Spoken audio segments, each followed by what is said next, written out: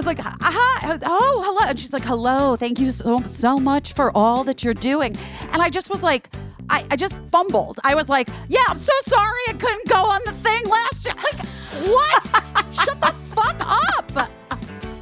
And she was like, that's okay. And I was like, it's great. Like, I was just, and I was like, we've got time. And she's like, we don't have that much time. And I was like, no, of course we don't. She's like, let's take a picture. And I was like, okay.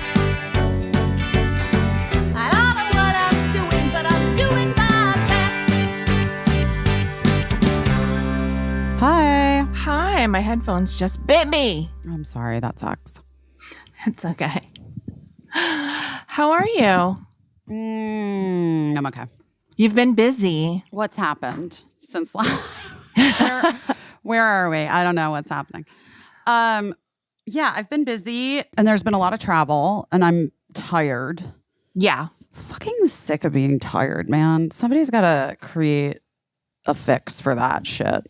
Well, it's understandable that you're tired. Also, tonight is an eclipse on a full moon.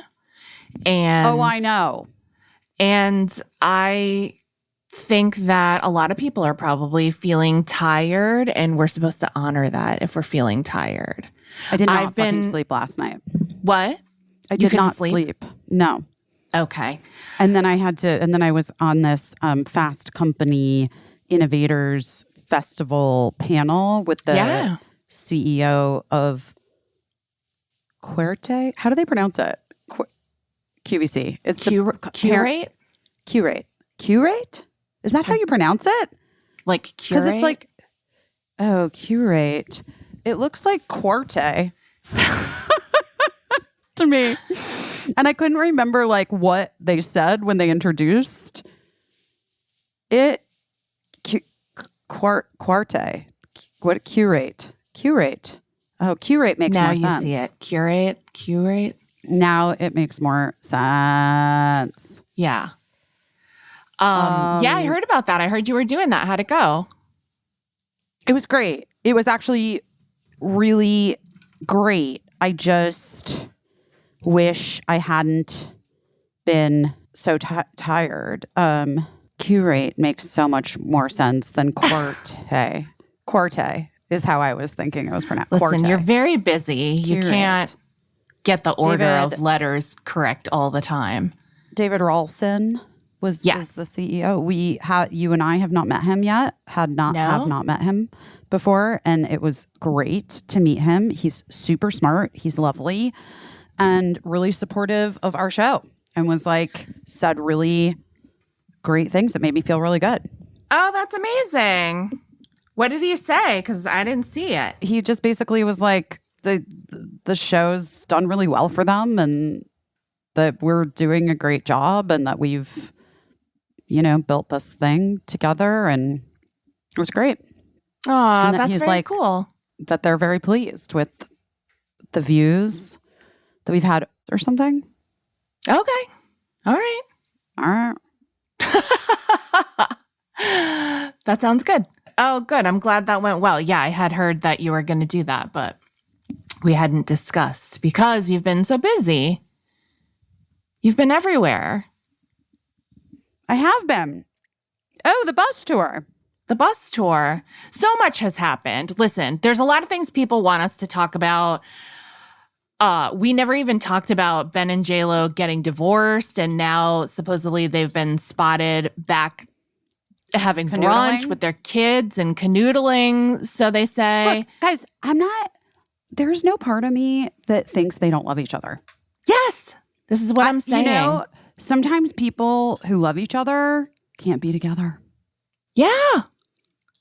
Yeah, there's that. We don't know. We're not privy.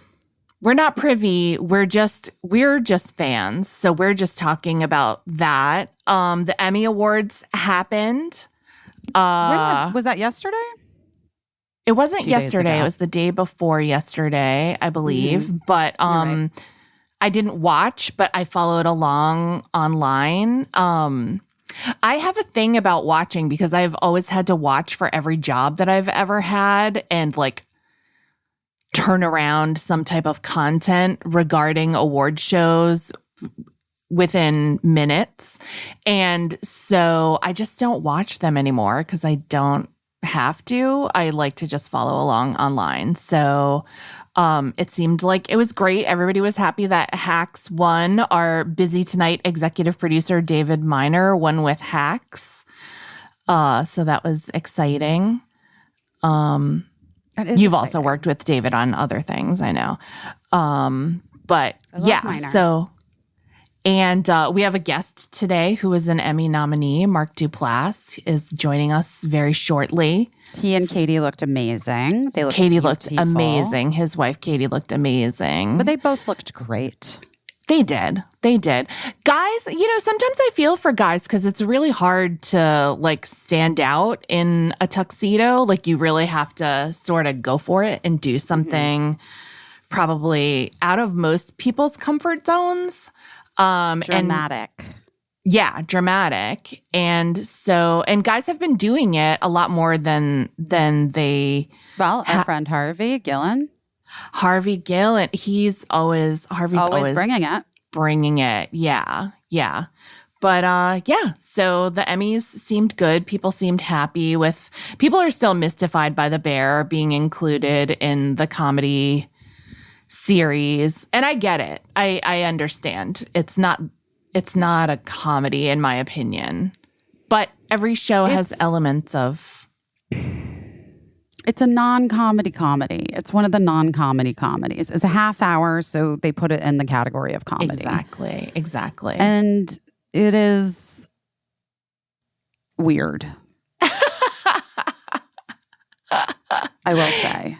It is weird, and it's like people love that show, so it just usually steamrolls the competition, and people feel like that's not fair because there's a lot of worthy comedies, and people always have said for time immemorial, like drama's easy, comedy's hard, and so people were again remystified that for the third year in a row, The Bear was a comedy, but it is every year.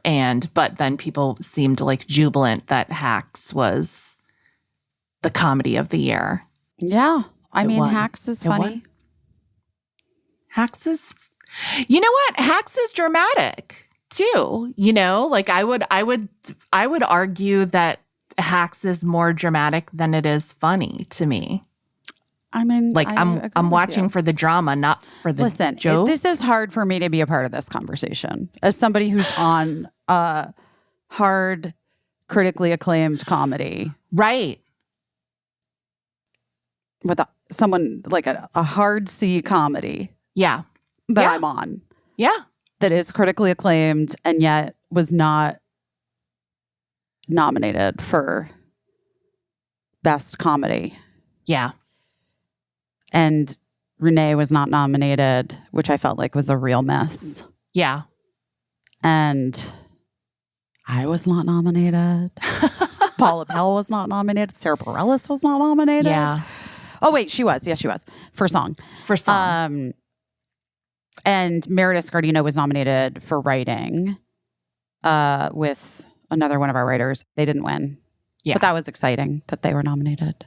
It is exciting, but also like, I just feel like it's so weird, right? Because I have so many friends that work on so many incredible projects. And what I like to always tell people that are like, this show is no good or whatever, I'm like, I can promise you that show has the most talented people working on it behind the scenes. And like, so it might not be for you, but to say that it's not good, like, I don't know. I just know the work that it takes to pull off even the lowest production value show. And it takes so much work. And, so I always feel so protective of people when I'm like, these are good people. They're talented people. They're working very hard to bring you this show. It might not be for you, but to like make a judgment call that it's not good or it's not deserving or whatever,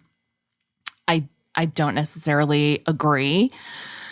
That being said, on the other hand, like it's so weird, right? Because it is like kind of a dream job. And so I'm like, at the end of the day, I'm bummed for my friends that weren't nominated and didn't win awards, because I feel like everybody deserves awards, but also like it can be a really rewarding career. And so I'm like, at the end of the day, everyone's dreams are still coming true in some way, shape, or form. So I guess there's that. But it's a weird, I believe it's TV's weirdest night.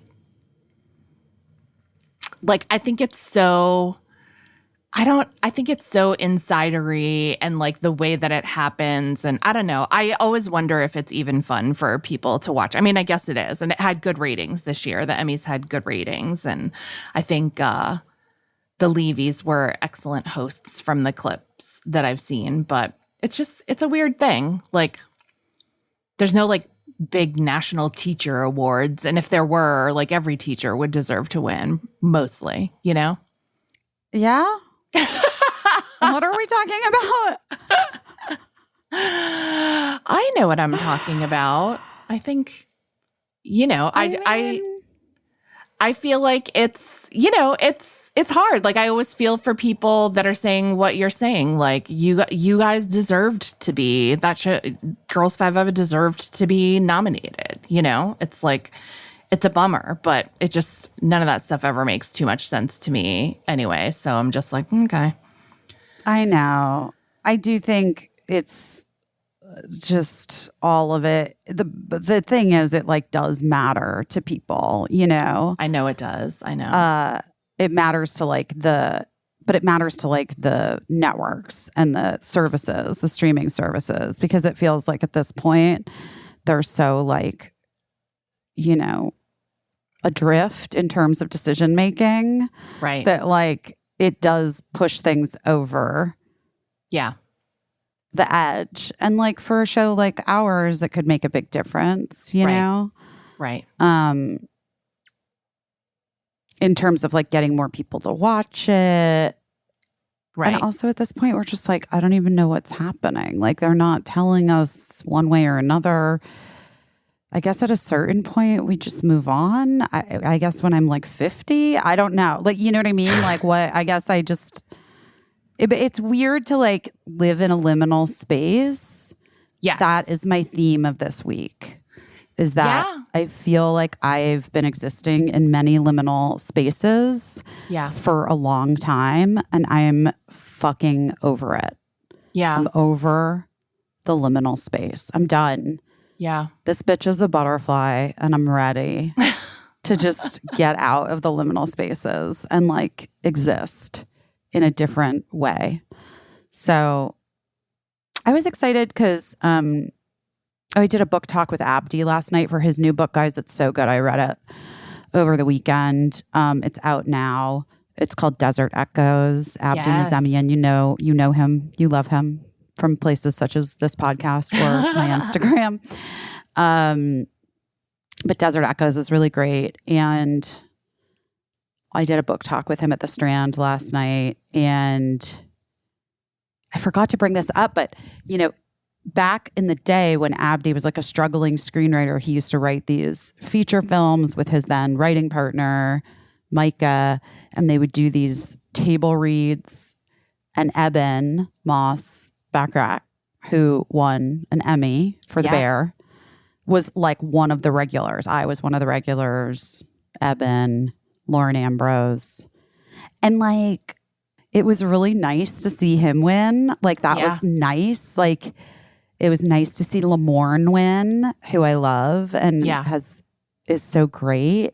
There are like a few other people that I've like known for a really long time that won Emmys that I was just like, that is so cool. I fucking love that. Yeah. And I'm not a person, you know, who really gets into like compare and despair ever.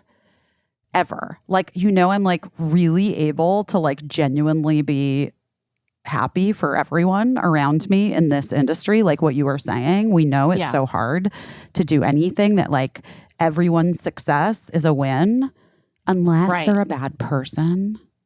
Exactly. And then there's I that root too. against them. Yeah. Just full disclosure. If you're a bad person, I'm not rooting for you. But I'm rooting for everybody else. And I'm rooting for you if I don't know if you're a good person or a bad person. I'm giving you the benefit of the doubt until I hear otherwise. Rooting until further notice. But I do have to say, I did have like a twinge of like, I do wish I was there, you know, like. For sure. Yeah. But that, I know. It's not like a thing that normally even occurs to me. Right. But I guess just because I'm so proud of that show and how good we all are on it. And like, there was this really nice LA Times article about it. And then Mark said the nicest thing. And he was just like, you know, you're going to be nominated for Golden Globes and Emmys for your Sweden show. And I was like, that is really nice, Mark. Thank you. Like the Sweden show that I like just turned the outline in. Do you know what I mean? Yeah. Like, yeah. Have I even said it's a Sweden show? I don't know. I don't know. My show that I sold. Yeah. Yeah. I totally get it. I mean, I feel that way too. Like there was a time when, when my career first started, I was at the Emmys every year. And then you just, you keep working, and I didn't realize, like in many ways, I feel like my career went backwards from the way that you would think about it, because I started out on a really big show and everything, the business got smaller and smaller, and particularly in the stream that I worked in. But like, I didn't know any better, and I was really just a kid. So I was like, oh, this is what it's like. Like you get flown out to go to the Emmys, and you stay at an amazing hotel, and there's parties and dresses and everything. And, and I didn't realize how not regular that is, how it's not for everybody every time, and how some people never get to go their whole careers, or some people, never have been. And you'd assume that they were there every year, and they never have been. And then suddenly something pops and is successful, and they're able to go suddenly. And, maybe they win, maybe they don't. But it's weird. It's one of those things like, Hollywood break. It's that liminal space, and that like left outside feeling is something that like people with these jobs that you think of as very glamorous and creative and dream jobs, like that is a feeling, the waiting and waiting and waiting about whether or not you're gonna have a paycheck and health insurance. Like if we're being real, is that happens, if you're lucky, it happens to you a bunch of times per year. And then and then there's like that, a bunch of like not being included in things that you're like, why, how come I'm not there? Like what, what's that about? We always got nominated for writing when I was at Rosie, and we never won for writing. Oh my God, the Padma Lakshmi thing. Did you see that though? No. Padma? No. When she came out, and I can't remember who she was with, whoever she was co-presenting with, was like, you've been nominated before. She's like, I've been nominated 17 times. And then he was like, oh, that's amazing. How many times have you won? And she's like, none. And like, that seems fucking crazy that she's been nominated 17 times and they've never won. Yeah, it's wild. I mean, well, as I was saying, like I was nominated every year. That's crazy. I was nominated every year when I was at Rosie, and we never won, but she always won, to the point where she took herself out of the running because she felt it wasn't fair, like someone else should win. And I remember one morning, like after we didn't win again for like whatever, like the 5th year running or something, she was like, it's because you're so good at your job. That's what enables me to win, and probably why you'll never win, because no one can believe that it's you telling me what to say. They think it's all just me. And so that's why I win and probably why you don't.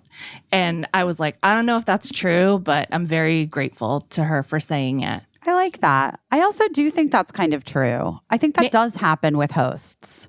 Maybe. Yeah. I mean, and the truth is, like, only one person can win. And it's also like people in the business are voting. So they're like voting for their friends and they're, and only certain people are like convened to vote on certain things. It's all, but it does suck that it influences the way things go. Like if you're able to keep doing the job that you love. Yes. Our guest is so considerate. He popped on, saw that we were talking, and then like put himself in the waiting room so that he didn't want to like interrupt us or eavesdrop on us. That's Mark Duplass for you. He really is just a magical man. He is. Oh, hi. Busy Phillips is doing her best. Listeners, this ep is proudly brought to you by Lola V, the award-winning hair care line founded by the one and only, the ever fabulous, best hair in the biz, iconic Jennifer Aniston. Jenny Annie. We love you, and we love Lola V. I used some Lola V today. You know why? Because I love it. Because we love it. Because we all know that we put our hair through torture. Coloring, heat styling, and there's, humidity where I live, scorching sun where you live. And Jennifer Aniston was like fed up with living with incessant damage and the choice between using hair products that worked versus those that were genuinely beneficial. And her solution was like, you know what? I'm just going to make what I want. And so she worked with industry-leading chemists to develop a proprietary bond technology known as Biomedic Peptide Pro 3, Beep Pro 3, so the Lola V lineup could deliver on both naturally derived ingredients and high-performance results. Derived from chia seeds. I love chia seeds. Me too. The technology constructs a new protective cuticle around the hair where damage begins to keep it healthy and looking its best. Think of it as an all-around defense against signs of aging and damage to the hair. And here's a treat for you, our beautiful listeners. For a limited time, you can get an exclusive 15% off your entire order at lolav.com. Just use code BEST at the checkout. I mean, honestly, if we're going to take hair care advice, why would we listen to anyone besides the woman who gave us the Rachel? I'm obsessed with all of the products, and they all smell so good. I was going to say, they smell wealthy. But it's not it's not overpowering either, No. which is like very important to me. And I've been using that intensive repair treatment, and I really feel like my hair is healthy. I really do. Yeah. Once a week, it's all you have to do it. And it's a game changer. Love it. Guys, check out all the Lola V products at your local Ulta Beauty locations to experience the luxurious scent for yourself. Or just head directly to their website at lolav.com. And as our loyal listeners, you're going to get an exclusive 15% off your entire order when you use code BEST at the checkout. That's 15% off your order at LOLAVIE.com with promo code BEST.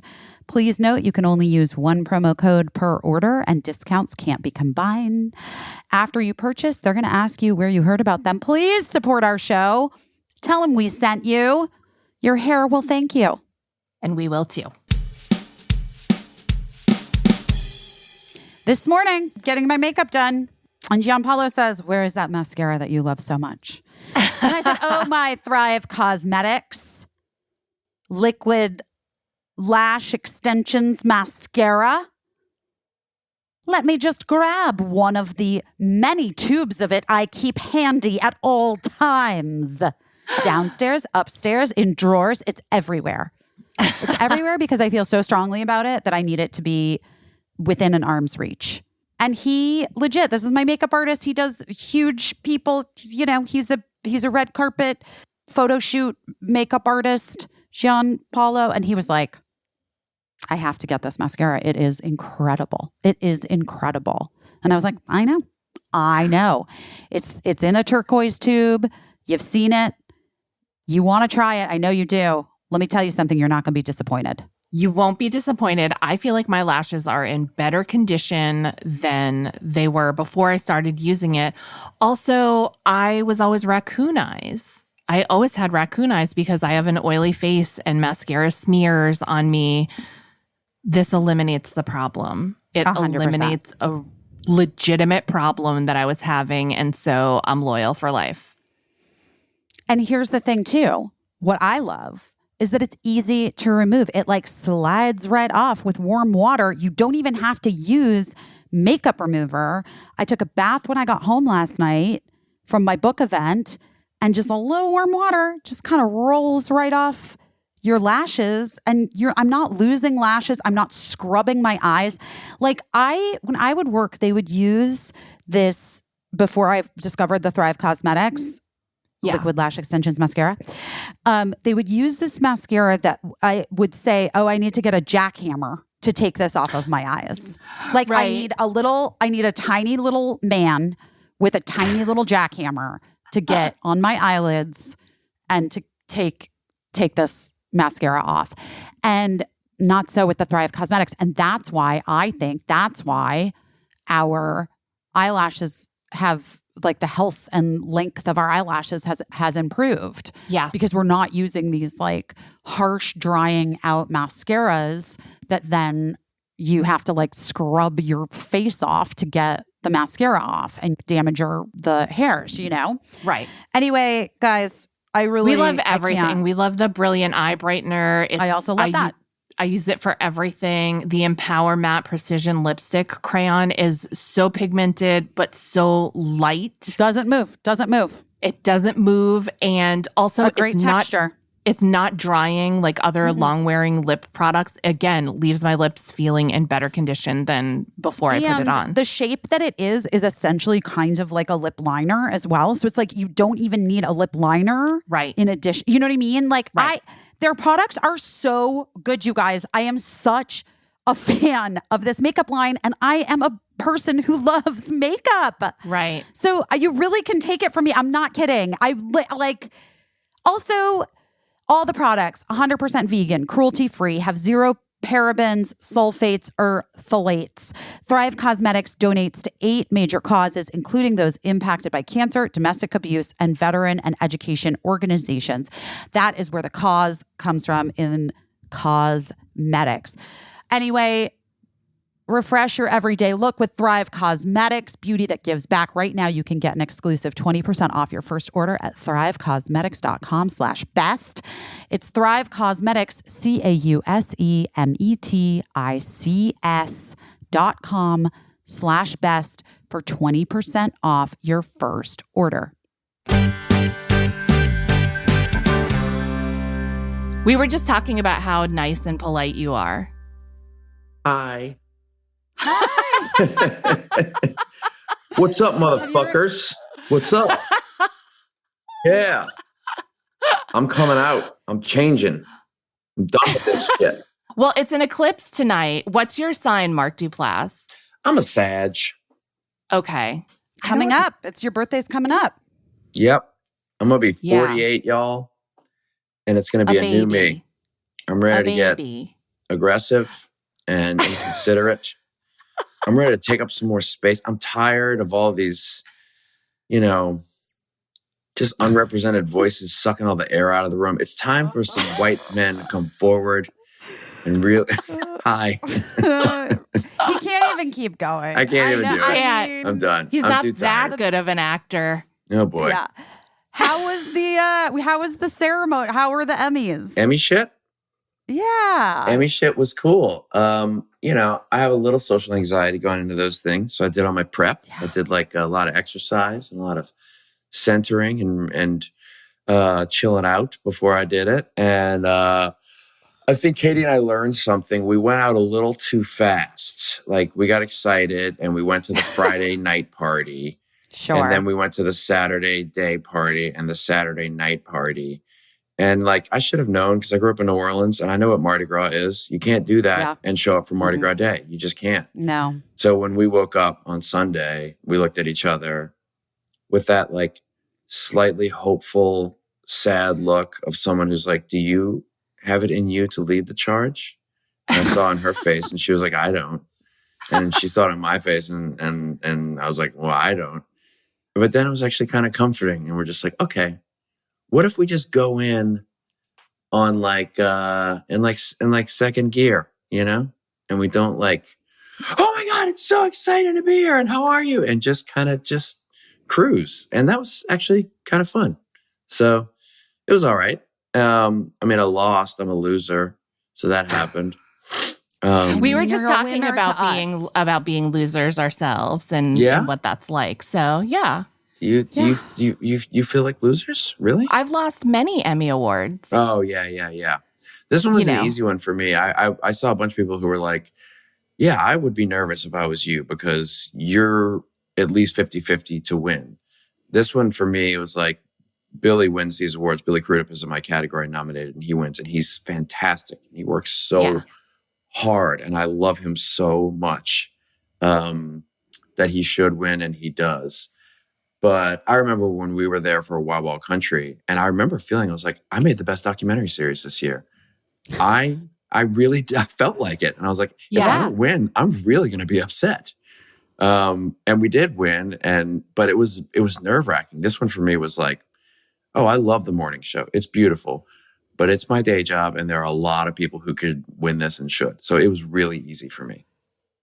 I mean, that kind of is the best way to look at it. It was really healthy. I was very healthy. You've been so proud of me, guys. It feels healthy. We are proud of you. I'm always proud I'm proud of you for being nominated. You're great in the morning show. Billy Crudup is also great in the morning show. I love Billy Crudup. I don't know him well, but I used to work with his brother, Tommy. Okay. So I did get to meet him a few times over the years, and he's been talented for a really long time. Yeah. Let me just say something quickly about Billy, too, because it's really special. When I met him, you know, I was waiting for Almost Famous Billy and Without Limits Billy, like just the most gorgeous, confident man that I was prepared to feel 20 to 22% less than in every category of a person. And he's so deeply introspective and insecure in himself. It's genuine. You know, you find those like real superhumans who like play at insecurity and false modesty, and it makes it worse to be around them. He's so deeply insecure as a performer. He's working so hard. He's so nervous. And it's really special to be around, and he deserves it all. He's awesome. I'm kind of obsessed with that, with you saying that, like that, because I think so many of us in all kinds of professions, don't mind my ADHD needing to move things around while I'm talking. It's the only way I'm kind of enjoying it. We're like spinning a little bit. It's cool. Yeah. I think that there's a misconception that you need to like walk into a thing with confidence always, and that's the way to get the best, you know, or to do the best. Yes. And I think that most of us, even if it's a thing that we know or historically speaking, we've been good at, any new job, or certainly like, you know, when you're being asked to show up again and again and again at the same level, there's a real deep insecurity that is there. And to try to mask it is double the work for you. I think so. And I think that somehow pretending that you're not exactly as you are in that moment is a not good way to go get a job. I think people sense it, and it's not good. Now, here's the thing, and I think about this stuff a lot. I think that I have been afforded the opportunity to express these kinds of vulnerabilities because I am 47 and I have enough success, and the world has given me enough accolades, and I'm in a good marriage, and my kids love me, and my parents are sweet to me, that I can actually afford to spill all the vulnerability and talk about mental health and talk about how I'm nervous for this job. But when I was 23 and I was a musician trying to scramble my way up, I was just full on hubris, just everywhere I went, trying to project some sort of confidence that I thought would get me where I want to be. And what's interesting is my daughter, Aura, who's 16, obviously a completely different generation. I'm watching her enter her career for the first time. And she doesn't have any of that fake hubris stuff. She walks into audition rooms, she walks into meetings, and she just spills the vulnerability, even more so than she does in her social life, which is really fascinating. I didn't teach that to her. She doesn't really see me in that environment, so I can't say I modeled it and she watches it. I think maybe she sees Katie as an actor doing some of that, but I'm wondering if they picked something up along the way or if they're just like, oh, fuck it, the world's on fire anyway. Why do I need to fake anything? But there's something different going on, and it's really cool. I think that it's like there's more conversation around anxiety and mental health in general. And like, because I have been watching, obviously, like the entire world, like Chappell Roan and how she's been navigating like a meteoric rise to fame. And even before the, most recent where she's like, I have these boundaries and like, you need to respect these boundaries. I remember watching like, I don't know, 5 months ago, a video of her being on stage and being super vulnerable on stage with her audience and being like, guys, I'm really freaking out right now. Like this thing is happening to me and I want to do a good job for you, but I feel exhausted. I don't know if I'm going to be able to. And I'm just like scared. And like, can you what a rock star? It's like, it's like, but that's not what we were taught. We saw Mick Jagger up there just like, oozing confidence. It's so cool. I love it. It's so cool. So I do think that there's something to this generation having like been exposed to therapy earlier, having the internet to help them, for all of the horrible things that the internet can do for mental health. You know what it can do? Yep. It can provide some community. 100%. 100%. Well, I was going to say, because it opens up your whole level of exposure. If I was only exposed to my family and who I went to school with, and they were all families like my family, and it was so limited, it was rural, and so if I had been able to open TikTok and see anyone being like, oh, this is how you deal with this in a healthy way, like that might have been life-changing for me. Yep. It is worth discussing all the perils and all the good things of the social media, because it's just like, it's not simple and it ain't binary. It's very tricky.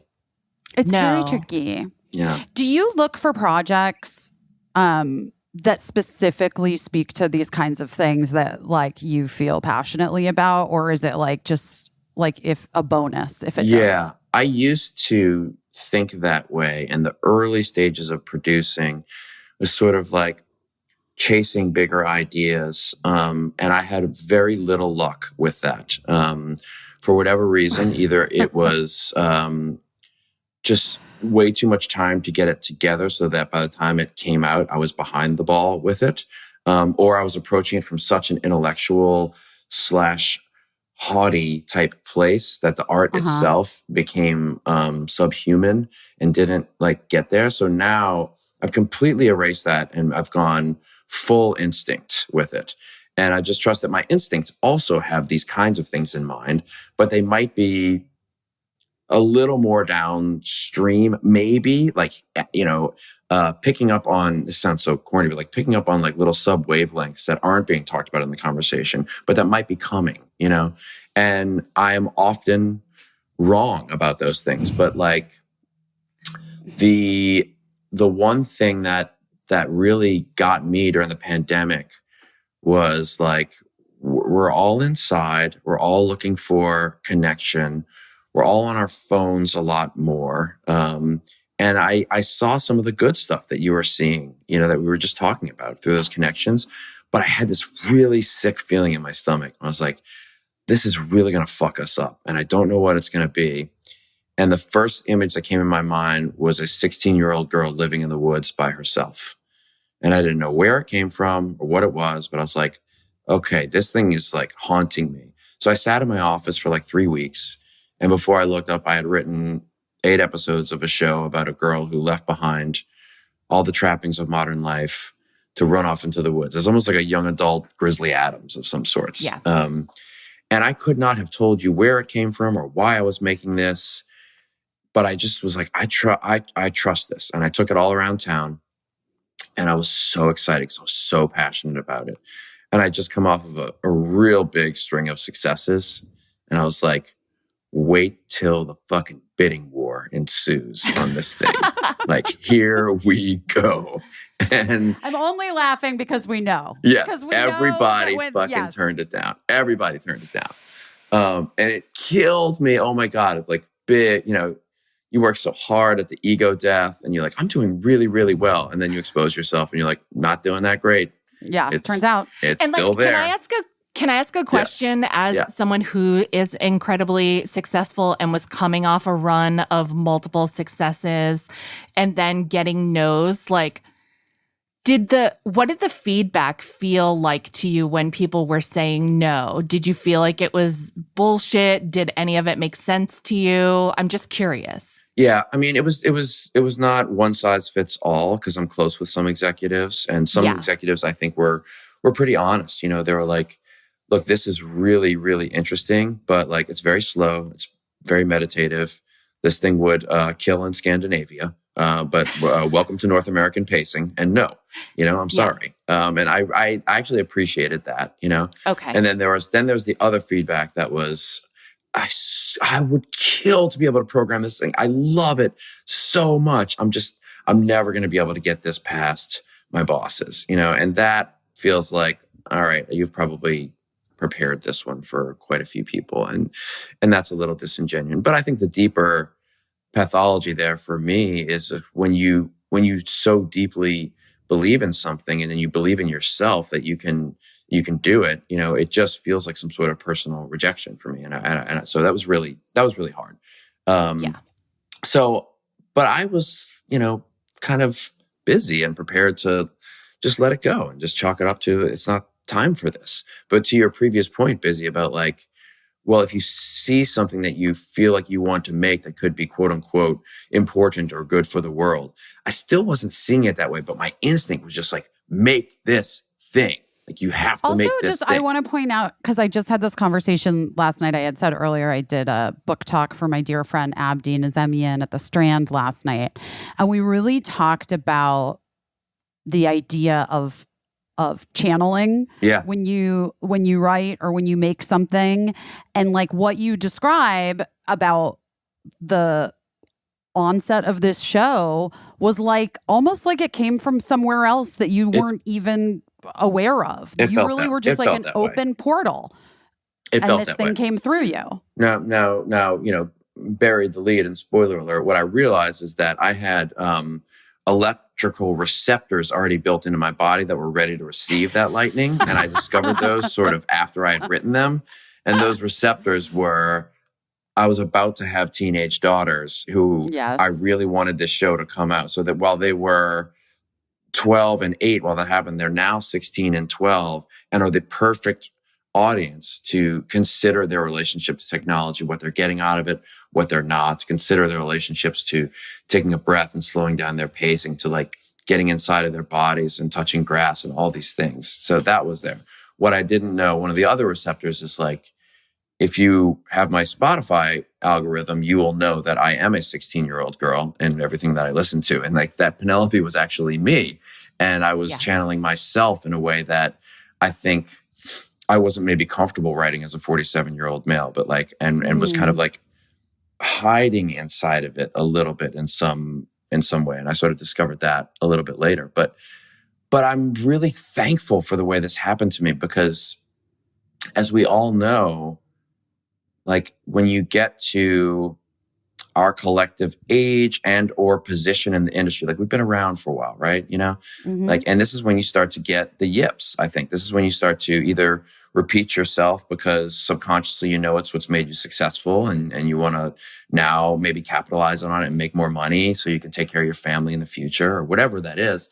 And this is when the bad art starts to come, in my opinion, or at least the repetitive art, you know? Yeah. Yeah, for sure. And so I was really grateful to be faced with the mountain that I needed to climb. Not at the time. At the time, it fucking sucked.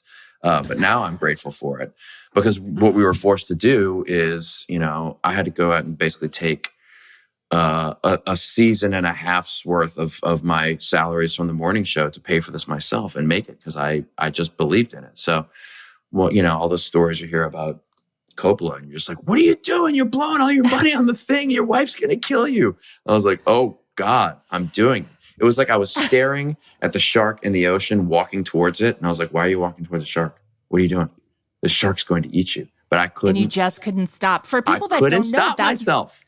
That's really, to self-finance something in television and streaming is very unique. It's something that we're seeing happen a little bit more, but it's much more common in film for someone to self-finance or to figure out financing on their own independently. Independent film, indie film was a big deal when we were kids coming up in the 90s. And it was a big deal when I was coming up in my 20s. You know, I discovered this wonderful thing where I went to Sundance, I made the independent films, and then there was an established flow. You do that, and then you go to Focus Features and Fox Searchlight, and you go ahead and make Little Miss Sunshine, and you win your Oscar. That's what you do. Right. And by the time I got there, that whole business was dead. And I was like, oh, right. Well, what do I do now? And so I just kind of went back to where I came from, and it was so cool. We had this model where, you know, if you were pretty much the only persons who were in unions were the actors at the time. Mm-hmm. And they, on these small movies, had to make at least $150 a day. So what we did is we created this creative communism model where no matter who you were on set, PA, movie star, you make $150 a day. And then I would pay for the movies out of my league paychecks. And then, you know, when Emily Blunt would show up, of course, she would get a large chunk of the back end. But the PAs would still share a little group of points. And we would make these movies for like $100,000 and sell them at Sundance for a couple $1 million. And my sound recordist was walking away with $50,000. It was amazing. And as That's always, amazing. that dried up. But my hope is that we can create a similar ecosystem in television right now because there's so many things wrong with our business, and that would be a whole other podcast talking about that. But I'm deeply concerned with the lack of what I call the interesting middle of television going away. And we were so fortunate this weekend to see Baby Reindeer sweep all this stuff and stare all these executives in the face and say, this is the very thing that your mandates are trying to get rid of right now. And it was very cheap for you to make. This is a little lottery ticket for you. And it won everything. Right. So don't forget I May Destroy You, and don't forget Baby Reindeer, you know, and don't forget Fleabag. Don't forget what these shows do. So I'm hopeful that Penelope, you know, this little show about this girl in the woods will be that. I was lucky enough to have Netflix pick up, you know, the US rights to the show. But I still, you know, am in a place where financially, I don't know how sustainable this whole model is going to be going forward. I feel like I'm like a year or two too early for making independent TV. Like I'm going to be the guy in the book where they were like, we're so thankful Mark Duplass did that. We're sorry he died of scurvy penniless. But we won't let you. We won't let that. We'll bring you fruit. Okay. Yeah. I don't want scurvy, guys. I don't even know what it is. I don't either, and I know we don't want it. We don't want it. Do we get shots for scurvy? Do they do that? No, I think the cure is fruit. It's just pineapple. You live in Los Angeles. You don't. You're a very close drive from me, and I'll bring you. And you bring me fruit. No, you know who's going to bring me fruit is your wonderful son Eli is going to bring me fruit. For those of you who don't know, Eli is the best of us. He is. Eli takes care of my puppy dogs when I'm out of town. And I tell this story about Eli when people are like, this generation, you know, they don't know. They don't appreciate anything they're trying to get. First time Eli sat for my dogs, I came home and my massive wooden dining table was impeccably refinished. And Eli was like, yeah, I had some time, so I just refinished your dining room table for you. Stop it. Because, so. That's who he is. I don't want to, I should keep continuing to promote my show, Penelope, but basically fine. It's going to be on Netflix, September 24th. Please watch it. You're supporting a movement. It's a beautiful show that I created with Mel Eslin. She directed every episode. It's incredible. Thank you. And she's the girl, the little girl is so good in it. Oh, she's thank you. So good. Listen up, guys. It's about to be that time of year. What time of year? The time of year where the weather's going to change. It's going to get a little colder. You're going to do a little snuggles. Cuffing snuggling season. Times. Cuffing season. Get into that Foria lifestyle. What is Foria, you may ask? Foria is a company that makes products using all natural and plant-based ingredients to intensify sexual pleasure and relieve discomfort.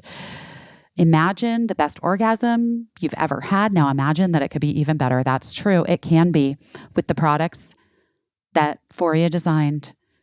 They give you access to bigger and better orgasms solo or with a partner. They have a serious cult following, tens of thousands of people who've had their sex lives transformed through using their products. Foria makes products that are going to transform your sexual pleasure, especially if you have a vagina or you love someone that has a vagina. They have their bestseller, the Awaken Arousal Oil, which is they call it the ultimate pleasure pregame. It is like a little warm-up oil. It's got tingly CBD, warming, sensation-inducing botanicals that are organic, that enhance arousal and sensitivity and pleasure and access to orgasm, and help with any discomfort if that's a thing that you might be dealing with at some point. Best of all, Awaken just turns you on. And when used together, Foria's Awaken Arousal Oil and the Sex Oil are the perfect chef's kiss of a combo for your clitoris. Anyway, peak pleasure. Guys, you have our permission. You got to try these products. I'm telling you, work it in to the repertoire. You will not regret it. We fully endorse you to go ahead, treat yourself to more, deeper, fuller pleasure wherever you can find it as often as possible. You can start with a bottle of Foria. Foria is offering a special deal for our listeners. Get 20% off your first order by visiting ForiaWellness.com/best or use code BEST at the checkout. That's FORIA wellness.com/best for 20% off your first order. We recommend trying their Awaken Arousal Oil and the Sex Oil. You're going to thank us later. How's your meal prep going? How's your meal planning, Case? You know, you just go through periods where you eat like a toddler with a credit card. 100%. That was me when I was in New York working on the QVC show. And then I came back and I tried to get on a little health journey, and I've been doing it with Hungry Root. They got me back on track. I'm eating whole foods and things that I'm cooking at home that are healthy and delicious, and I feel so much better. Well, I also think it's like this time of year where we're like it's all gearing up. We're like back at school. We're back in like classes and things and doing stuff, and people are going back to the office and blah, blah, blah, blah, blah. And we all know that the first thing that falls to the wayside is eating healthy. Feeding yourself. Feeding yourself. And Hungry Root is honestly a super easy way to eat healthy because they send you fresh, high quality groceries and these simple, delicious recipes and essential supplements. And they just do all the planning and the shopping so you don't think about it. It just shows up. They build you a personalized cart with all your grocery needs for the week. And each order is fully customizable. So you can take their suggestions or choose anything you want. They have fresh produce, high quality meat and seafood, healthy snacks, smoothies, cookies, sweets, ready to eat meals, kids snacks and meals, vitamins, supplements, and a lot of other things. TBH. Just a lot. Just everything that you would buy if you were headed out to your favorite grocery store, but so stress-free. And the recipes, I know you said they're simple, but I just want to stress how simple they are. I've had other meal kits before. And yes, they send you everything, but it's a lot of work still. These are So simple, so easy to prepare. It never takes me more than 20 minutes. I appreciate that, Hungry Root. Yeah. I appreciate it. Right now, Hungry Root is offering you, our Busy Phillips is doing her best listener, 40% off your first delivery and free veggies for life. Who doesn't want that? Just go to hungryroot.com/busy to get 40% off your first delivery and get your free veggies. That's hungryroot.com/busy. Don't forget to use our link so they know that we sent you, and you get your 40% off your first delivery and free veggies for life. I've only watched the first episode because it's really interesting you say that you wanted to make it for the girls, or you didn't know, but that's who you were kind of making it for a little bit. I watched the first episode and I was like, oh, Cricket has to watch this. I'm going to wait and I'm going to watch it when it's on Netflix so that it counts. Yes, thank you. Yes. And also, I want to watch it with my kid. I want to watch it with my 11-year-old. Yeah. Oh, that means so much to me. I have a little bit of a cold and I'm going to start crying because I get emotional when I have a cold. That's my dream. My dream is that, parents will take their kids and they will watch this show. As we all know, the lowest common denominator for programming that we can share with our children is getting lower and lower and lower. Like, it's crazy, but it's also why people go back and they watch The Office with their 100%. kids, or they watch Modern Family still with their kids. You know, we're not making content, and I'm just calling everything content from now on because fuck it. But we're not, I feel like our industry isn't making those shows that you can like sit with your kids and watch. And it's a bummer. It's so true. And I think a lot about this too. And I think what happens, to me at least, and I may be projecting a little bit, is that when you're put into a corner and you as an artist and you're feeling like maybe they don't want my art, I need to fight for my art. That to me is synonymous with edgy, groundbreaking art that pushes boundaries and is really testing audiences. Right. Really aggressive. Right. And to me, that doesn't mean just because you're put in a corner, you're trying to get your stuff made. That doesn't mean that actually can't be like a beautiful family show that we can share together, or like sit down and watch Raising Arizona and broadcast news the way we did as families together and share these movies, that had big common themes and were in some ways, dare I say the word, broad. Like Penelope is specific in its pacing and its storytelling, but this is a broad story about self-discovery that works for everyone. And I don't know if you guys have tracked this, but like the content of what these shows I'm about to talk about are not what I watch, but the way that these religious themed shows and movies have come out and found their audiences and fed their audiences and galvanized them together is kind of quite astounding. They've realized that the people are underserved and they want to watch things together. And I've like kind of looked at that and I was just like, how are they doing this? What is happening? Like, okay, there's some brainwashing. I get that. I see all that. Let's put that aside. They're offering things that the family can sit down and watch together. And that was one of my goals with this. So far, a success in my home. It will be. Yeah, because all we have is Survivor and Gilmore Girls in my house. So I need something else, And we've done Gilmore Girls twice already. So. Yeah, that's true. Well, people do that. The comfort watch, I think that's a cure for anxiety, to watch something repeatedly where you know what's going to happen. I watched the entirety of Penelope with my husband. Oh, no. You did? Yeah, we loved it. We watched it. We were like, this is great that we're gonna watch the whole thing. We will also watch it on Netflix, and we will watch it as a family, even though my guys are grown-ups. But just as parents, I feel like that YA space is where I really live. I feel like I still am 15. Same girl, same. Okay. In a lot of ways. What are the shows you love? Just hit me with a few that you really love. Shows that I love? In the YA space, in particular. In the YA space? I mean, there's nothing really. There's nothing. You're hungry. Well, you're looking, is what you're telling me. Hungry for something. Because I think when I was a kid, I was always watching Up, because that's what there was. And when we grew up, there wasn't anything expressly made for kids. It was like Saturday morning cartoons, then you're adrift until you turn 20 or it's whatever. Really fascinating. I never identified that, but that's so true. Like, you watch the cartoons in the morning, and then you go to school and you come home and HBO is on, and they hadn't curated their programming yet. So you go from the cartoons, and then you get home at 3:00, and Kramer versus Kramer and Ordinary People are on. And that's what I watched. Right. Right. I watched Oprah. I watched Oprah. Yeah. We watched Oprah when we were 10, 11, 12, home alone. Young. And also I think when I was 6 years old, I watched a double header on HBO of Jaws and The Exorcist. Yeah, you did. Because that's, the wildest night of my life, because my aunts were watching me. They were teenagers, and they were like, we want to watch these movies. We just got this thing called HBO.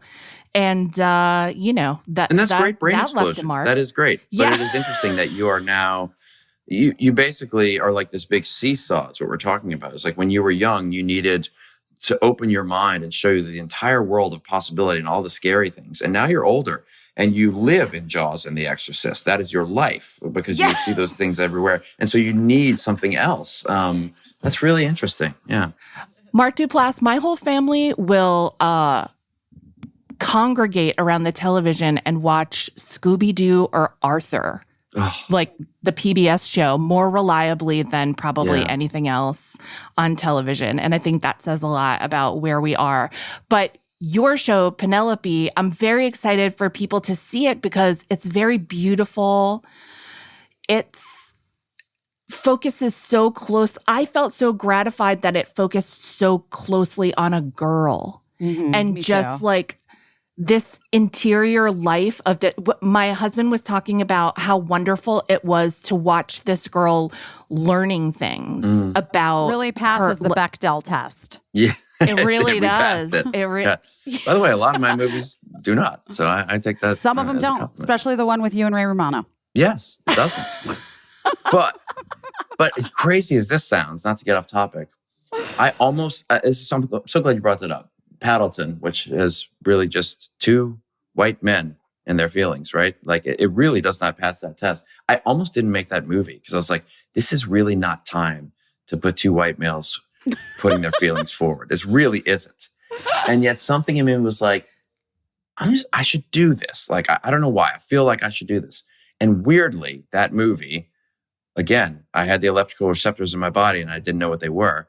I figured it out a year later when the movie released, and every single fan of The League and every single fan of Everybody Loves Raymond came to us and they were like, dude, like the way these guys were like talking about their feelings and stuff with each other, it was like kind of cool. And I didn't think that was going to be it because I thought it was going to be like more funny, like The League. And they were going to be like shit talking to each other, bro. But like, it was pretty cool. And I was like, oh, well, that's why I made that movie. I didn't realize That's why you did I it. also, Mark, yes, I loved that movie. And I have to say that it's such an antidote to toxic masculinity. And it is. It like really is. It really did feel like it was an important thing for other men to see. That it's okay to talk about your feelings and relate. And it's one okay another. to look like that on screen. It's okay. It's okay to wear these clothes. Well, Busy has a crush on Ray Romano, so I love Ray We all do. Romano. You know, We I all love do. him. Yeah, he's wonderful. I and love I want to him. talk a little bit about you as a person, Mark Duplass, because you're making light of the fact that like you're being hit from the heavens with these receptors or tuning in these things. But you were a guest on Busy Tonight, and I was a fan of your work. Like, I was a fan. Like, I liked you as a performer, but I didn't know you as a person until you came on our show Busy Tonight, and you became one of my all-time favorite guests that was on the show during the run of the show, but also became one of my favorite people. And like, I didn't really like hang out with you or whatever, but it was what you said on the show that made you one of my favorite people. I don't even know if you even remember, because I bet you don't remember because it's so regular for you to talk this way. But what you talked Caissie about— tells this story a lot. And actually, I just want to say for anyone listening to this podcast, they've heard it before, but we're going to tell you now, Mark. This is exciting. You came on, you were very funny. You brought your guitar, you played a song, a love song that you'd written to Sandra Bullock, I believe, did. That's when right. you were a young man. But then you talked about your marriage and your partnership with your wife, Katie, who's also a performer, also a writer, also a director. Well, and because one of the things that we wanted to do on our show was make sure that anytime we had a man on the show who we knew to be a husband and a dad, or a father, specifically a dad, we wanted to ask, how do you do it all? Because that's what women as a woman on any interview, yes, it's the like number one question that you get. How do you juggle it all? How do you juggle it all, Busy?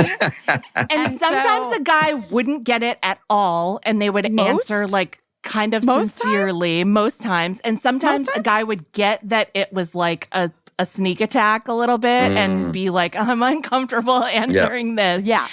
You were the one person, I believe, who answered it so sincerely and didn't feel attacked, nor did you lack the understanding. You knew immediately what we were getting at. I was doing. But Caissie, to Caissie's point, you knew immediately what I was doing, and you like laughed about it. But then you said this thing, Caissie. I'm going to let you take it because this is you like love telling this story and you have it memorized. Yeah. But you said this thing about you and Katie. Caissie, go ahead. And so you and Katie, you were talking about how similar you are and how similar your ambitions are.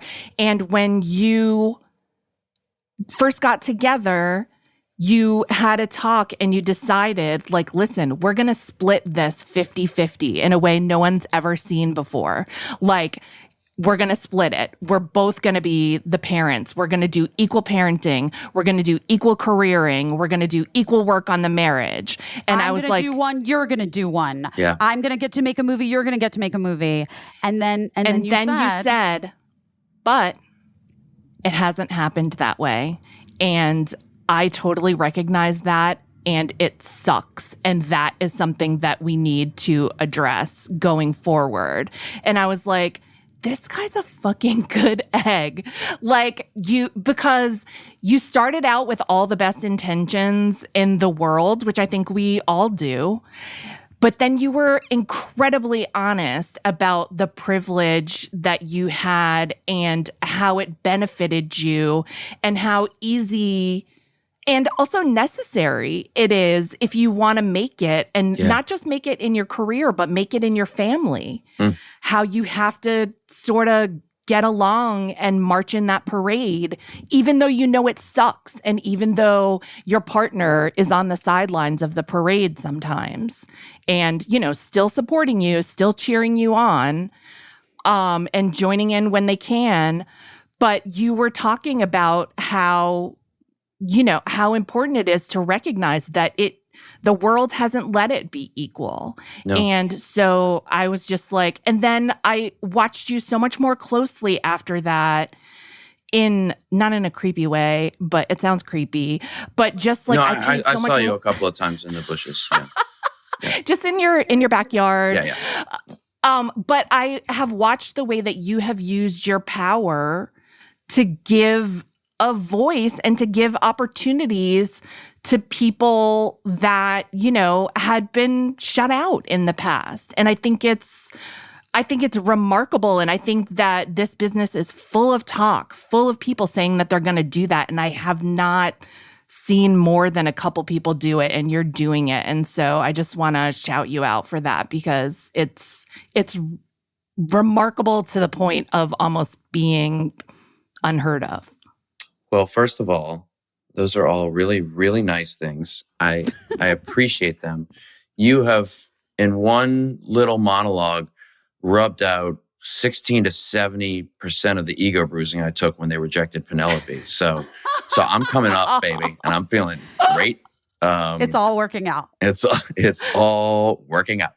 And I love that you're telling that story on the weekend where I was out for my Emmy Award and Katie was in full and total support of me the entire time in my ego and my career. So it's perfect timing about the ups and downs of doing it well and not. But I really appreciate you saying that. I really appreciate you seeing that. It's I talk about a lot to my therapist about something I call soul points, which is like, how's your tank, and what do you have in there for reserves?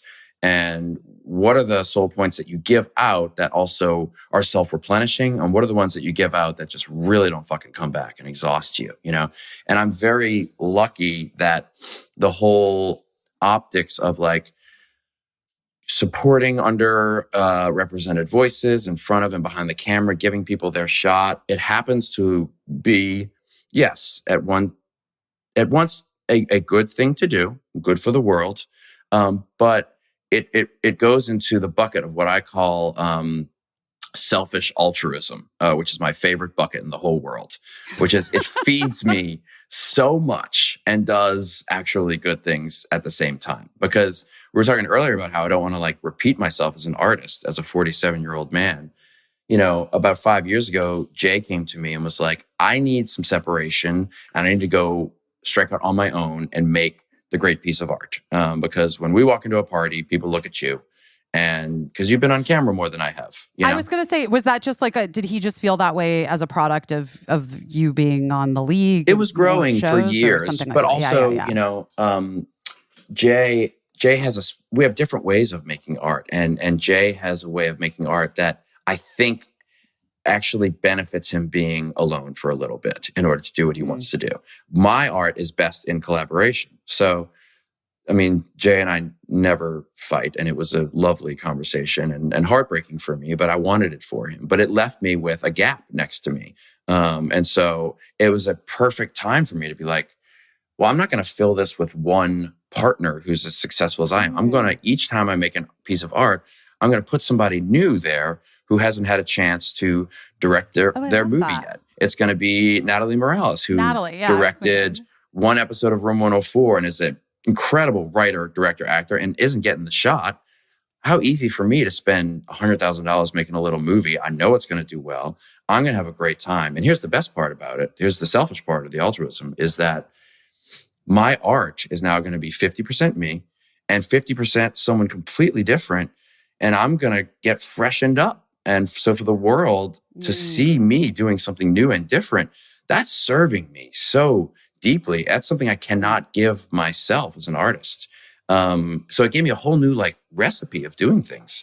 So it's like, it's good business. Like, and we should be seeing it that way too. It's a big part of it.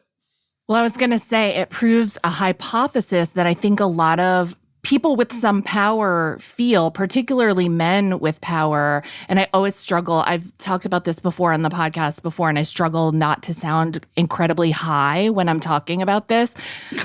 I'm ready. I understand that I sound high. I'm ready. But I believe that white men, particularly in this business, a lot of them like to hold onto their power more than they like to even make money, which we all think that money is the goal. But that men actually will trade the prospect of money, like from the film Bridesmaids, undeniable, huge hit geared toward women. And instead of doing more like that, men in power will say, like, it was a fluke, it was a one-off, and then they'll wait for, like, a failure to say, see, that's what really happens when you make a movie that's geared toward women. But it's not true. It's not true. It's just that women never get to do enough things in a row to prove this hypothesis that if men... In my proof, in my equation, if men are willing to give up a little power, they will get returns, not just financial, by the way, like creative, being refreshed, as you're talking about. And so why what you're doing is so important to me and why it really lights me up so much is because you're proving this theory that I've had for such a long time, which is that if I can make a little space next to me, I'm not even saying that I'm being replaced. That's it, man. But if I can make a little space next to me and support this person with my experience and my name, and, you know, in this case of Penelope, you supported it financially as well, that it can and will be more successful than anyone would have predicted. I believe that so deeply. You know, Mel Eslin, who runs my company and has been backseat directing so many of the movies we've produced. Yeah. You know, she directed all the episodes of Penelope. It was her time to step forward. And you could look at that as, oh, that's really nice. Mark made some space next to himself for Mel. And that's true. But, oh my God, I got someone so deeply talented who was willing to come in and shepherd this whole thing for me and come together with Megan Stott, our lead actress, and be like, hey, this was written with a good heart and creatively intact by a 47-year-old male, but it needs to be taken by two women to know how to take it from here. You know, that just benefits me. And as you were saying that, Caissie, this thing has occurred to me lately. It's been this like vision that I've had, which is that our industry, and maybe it's just capitalism in general, I think has taught us that in order to succeed, we have to look at people who are on the level above us, reach our hands up to them and say, grab me, come get me and pull me up to you, you know? And that's not an inherently bad thing because there are certain people who are just in that station and need to do it. But I've been thinking a lot lately of like, what if we just spent our time looking down a step and seeing who is reaching and then pull them up to us? Because at every step of the way, there's always someone above you that you could do that with. And so for me, that would be like, God, you know, I wish that, you know, Sandra Bullock would hear my song that I played on a show a long time ago and would come cast me as her husband in the role. Or I can say, Natalie Morales, why don't you come play my buddy in this movie? And I truly believe it's equally as rewarding. And I know you have to have a certain level of platform in order to bring someone up. But I would bet if everybody who's listening to this looked at themselves objectively, you'd realize you probably have some level of success that someone beneath you would fucking kill to have. You can't see it because you're just looking up right now. And I understand that. But if you can do that move, I think you'll be happier. I mean, I got way, way happier once I stopped worrying about why I wasn't, you know, Channing Tatum. And I just became the best version of me. That's way, way better. I mean, it's so much better. We were talking about this when we first started the podcast. Because I was saying, like, I was very excited to watch the Emmys. Like, I am genuinely one of these people. Like, I am genuinely the person I'm like rooting for everyone. Yes. Like, I'm so thrilled. And then I was like, unless they're a bad person, and I know they're a bad person, then I'm not rooting for them. But I don't know that many bad people.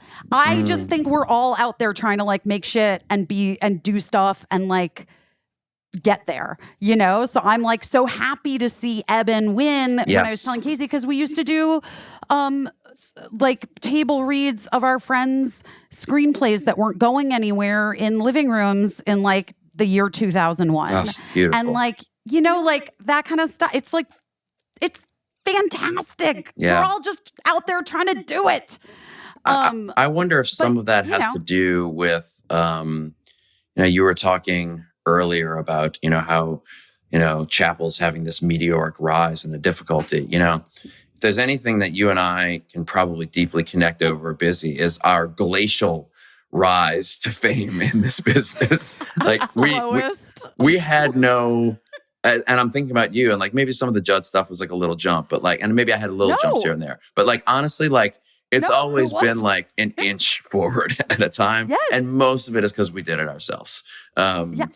And maybe that is centering you in a way that's allowing you that level of appreciation, whereas like some sort of, you know, elliptical or meteoric thing would make you feel, you know, less sturdy in your position and feel like you could be knocked off by someone's win or something like that. But I also think that it is, I gotta say it, our ages. Yeah. Because, you know, I do think that, now I have felt this way for a really long time, getting to be next to Michelle Williams since we were in our early 20s. Yes. And seeing, that was really like the thing that flipped the switch for me, which is like, and being friends with Constance Zimmer and like, you know, Lindsay Sloan and all these girls that like we were constantly testing against each other for parts. Yeah. And I had this and Tracy Ellis Ross, and I had this realization like, oh, it's not between me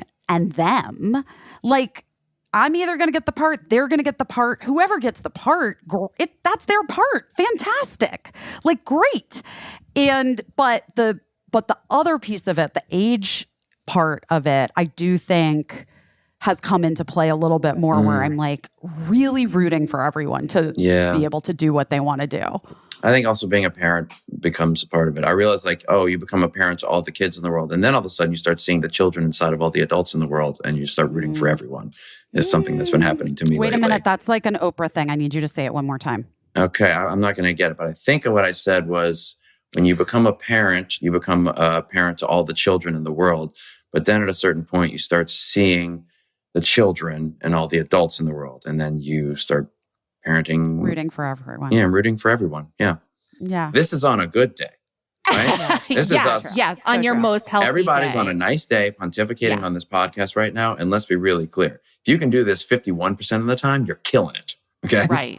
Right. So, because, you said all these nice things about me, Caissie, but I bet there are some crew members on the league season 6 or 7 when I was like grumpy and trying to get out who would just be like, that dude was kind of a dick.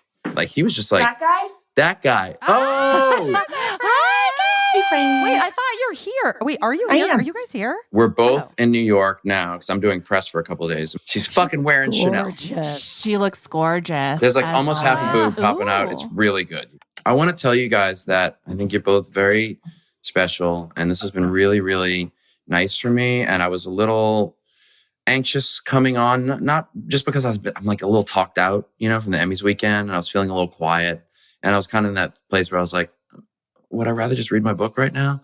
And you just made it so lovely and welcoming. And this was just great. Thank you. Oh, Mark, we love you. We love you so much. Thank you for your kindness Penelope. to us. Oh, all right. Well, I'll be back tomorrow. Okay. I'm going to do this every day tomorrow. now. Bye, Mark. Bye, you guys. Mark. Thank you. Bye, Katie. Love you. I love you. Bye.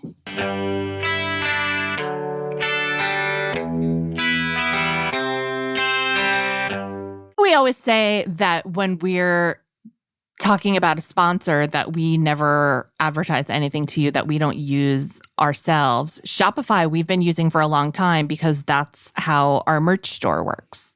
That is how our merch store works.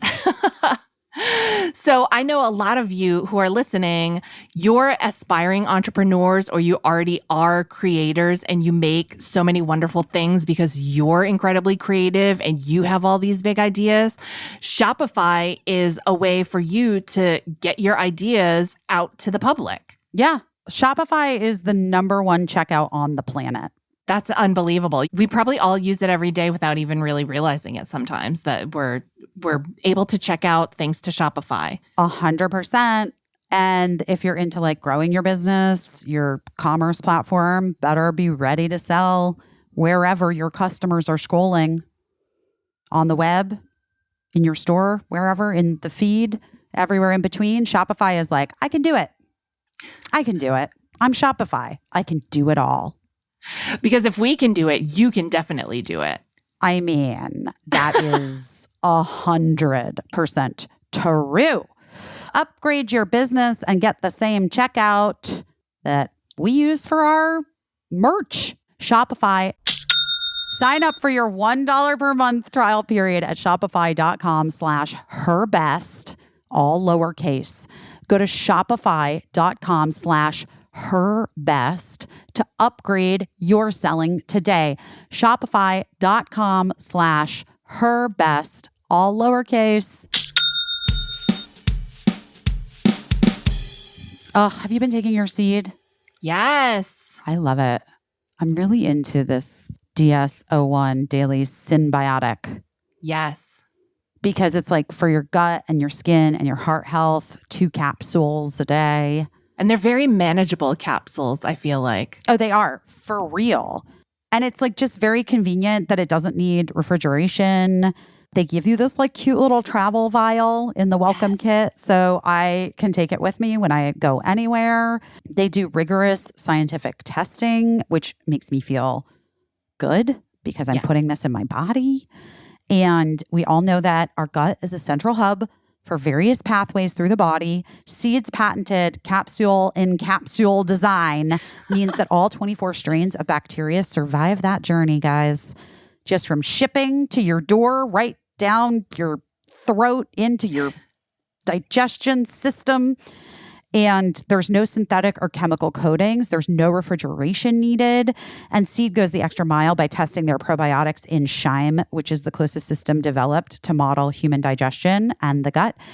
And that ensures 100% of the dose is delivered to where it needs to go, which is your gut. It needs to go in your gut. It's backed by science, lots and lots of science. Yeah, and every ingredient included has been tested individually in studies for their safety, dosage, benefits.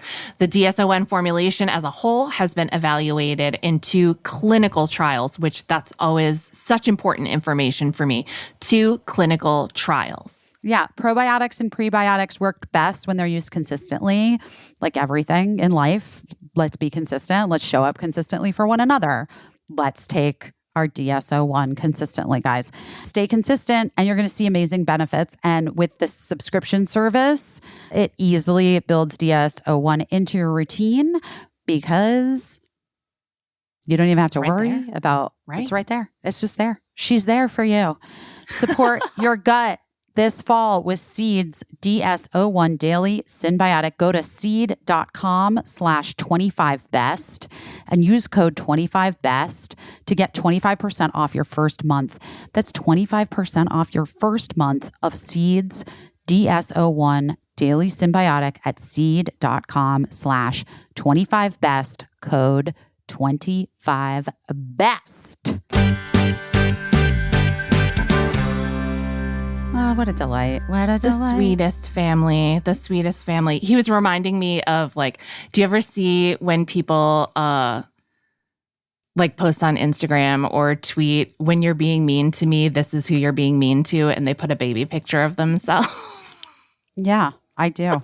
I like the ones where it's like a baby panda. You know what I mean? Like a baby panda wearing like a bonnet and like a little tutu. Oh my gosh. Like that's when you're being mean, or like just like a puffball with with like 2 eyes and a bow. You know what I mean? That's who you're being mean to. You're being mean to this little tiny little puffball. Oh my gosh. Well, I really loved Penelope. I thought it was interesting. I'm bummed. I could have talked to him all day, but I think it's really interesting, the idea of making a television show independently. And I'm psyched that he did it. And I'll be interested to see going forward. Well, like, do we do more of that? And how do we do it? How do we do it? You know, you and I also creatively have been essentially doing it by going to QVC, which is that was our shot. This is our shot. Yeah, because we didn't have a morning show paycheck. I'm sorry that Girls 5 is not giving me the money that I am going to need, that I would be able to make the show. That's a big cast. You know what I mean? Like it just is what it is. It is what it is. Yes. You know, understood. But you and I have tried to think of multiple ways to make it all happen. And we've had varying degrees of success of doing things independently. And the QVC version of things has been honestly very successful for us so far. And I hope we get to continue to do it next season. I hope we get to do more. I hope so, too. Other than our 4 specials, which we're about to do. Which is like, it's coming up. I got to leave like next week. I got to go fly to you like next week or something. The days are just flying by. It's my family put up the 12-foot skeleton yesterday so that I could enjoy a couple weeks with the 12-foot skeleton before I leave for New York, because I won't be in LA for spooky season. But you know what I want to say about, because we don't talk. Here's the thing about Busy and I, like, you guys hear us talk here, but then she's busy and I'm busy, not as busy, but like we have our families and everything. So we're not always like having phone calls about our feelings and stuff like that. You know, I don't know. Maybe people think that we do, but we don't really. That's just Sometimes not. we do. It just depends. It depends. And usually, like, if we're calling each other, it's about like something, you know, something in the celebrity world that we're like, oh my God, this movie's coming out, blah, blah, blah, crab rangoons, whatever. Like, we have fun talks like you guys do with your friends, you know? So we don't ever get deep into our feelings. And I feel like I'm telling everyone like what they mean to me today or whatever. But I want to say, like, as much as this has been a long journey getting to the QVC thing of it, and as much as I hope that we get to do it again because it is fun and it's also like a lot of work. Like, I want to be realistic about like it's a lot of work. It's not just all fun. It's been a lot of work. But I have really enjoyed the adventure of everything. Like, I've enjoyed all of the times we've felt hopeful, even when those hopes like smashed, like, you know, pottery at the end of it. Like, I've enjoyed the people we've gotten to meet and like have meetings with and have dinners with and have Zoom calls with, and I have really enjoyed it. I've enjoyed arguing with parking attendants that tried to charge us for parking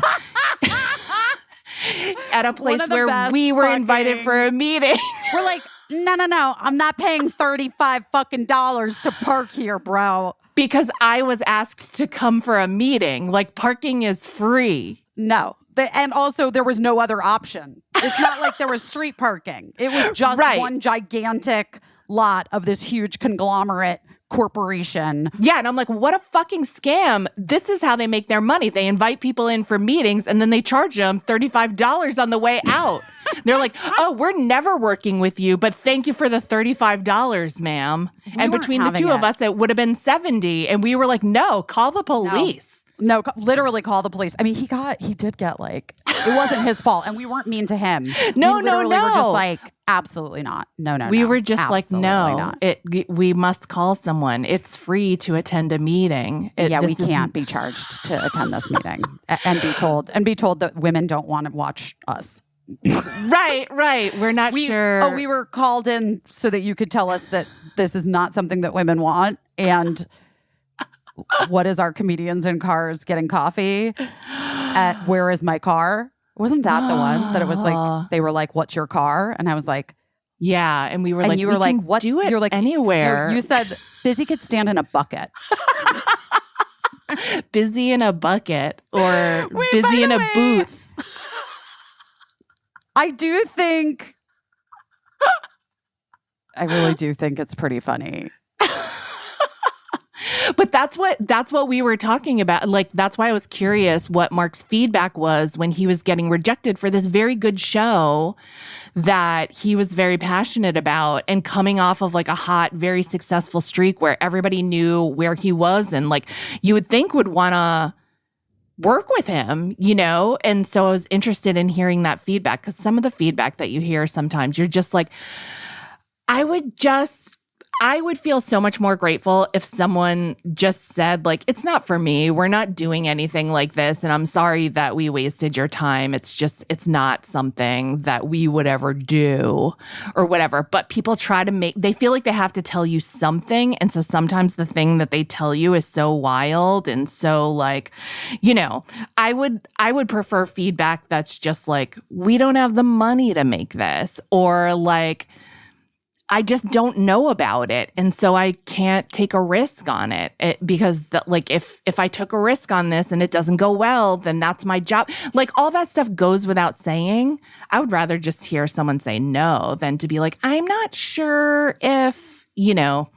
The audience is there. It's like, okay.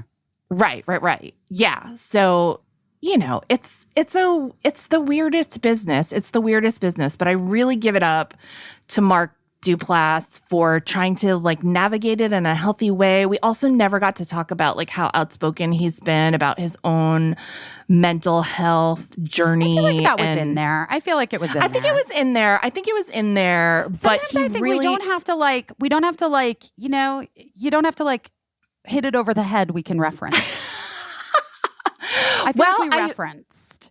I feel like we referenced, but I do like to call it out because like people might not be aware. People might not follow him on Instagram. They might not have been big fans of the league or know him. They might not know that Jay, who he was referring to, his partner, is his brother. And so that adds some, these are all things that I think about just because you don't know what people know.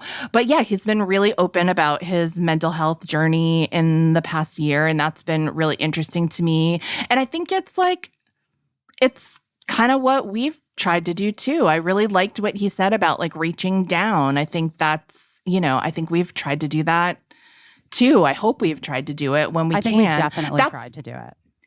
Can I tell you that's the only reason I ever like having any power is because it gives me the power to tell someone you got the job. Like that, I love that.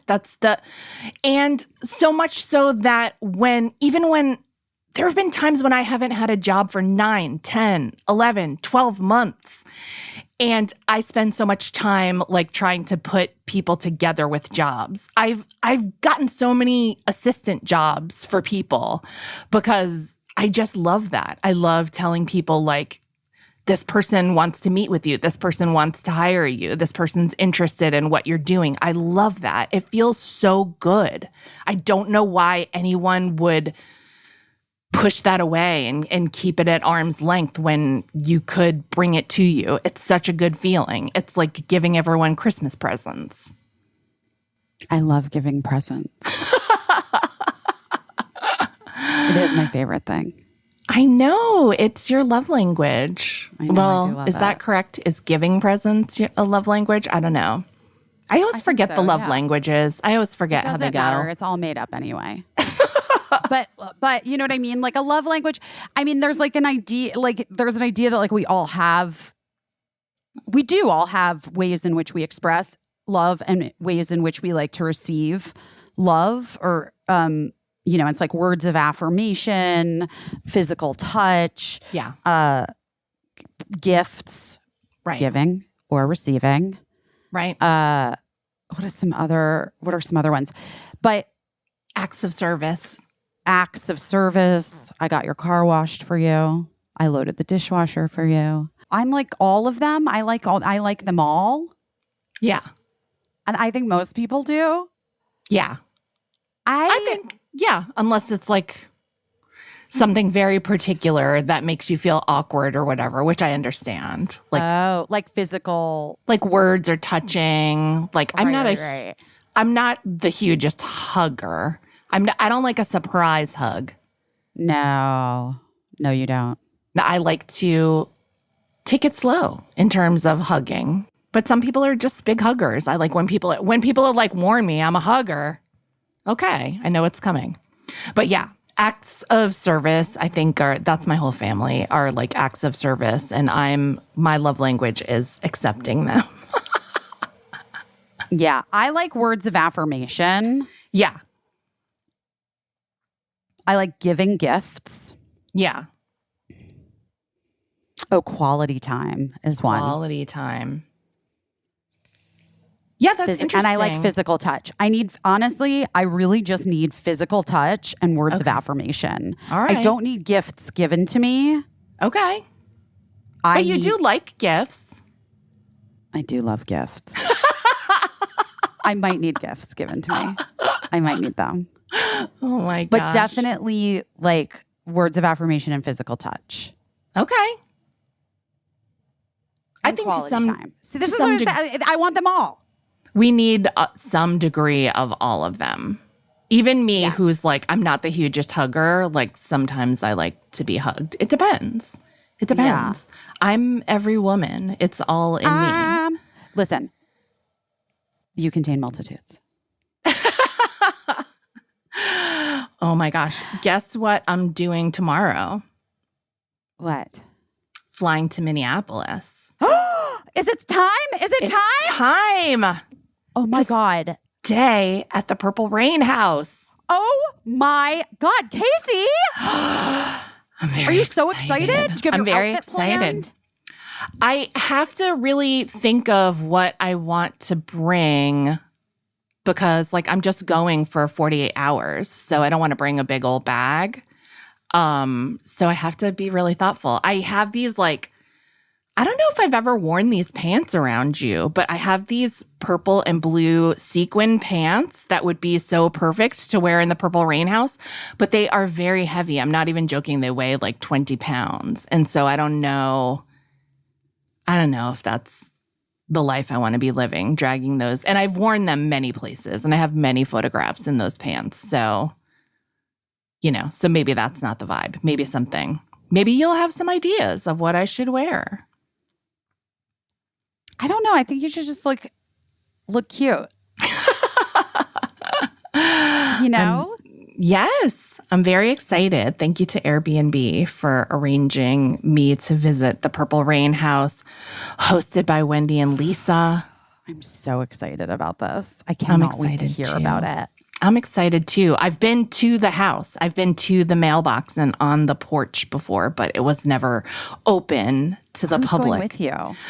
My friend Valerie, who you met because she came to Busy Tonight a couple times and she was at the finale, but Valerie is a big Prince fam too, and she lives in the Bay Area, so we're gonna fly out separately and meet up in Minneapolis and hang out together. Okay.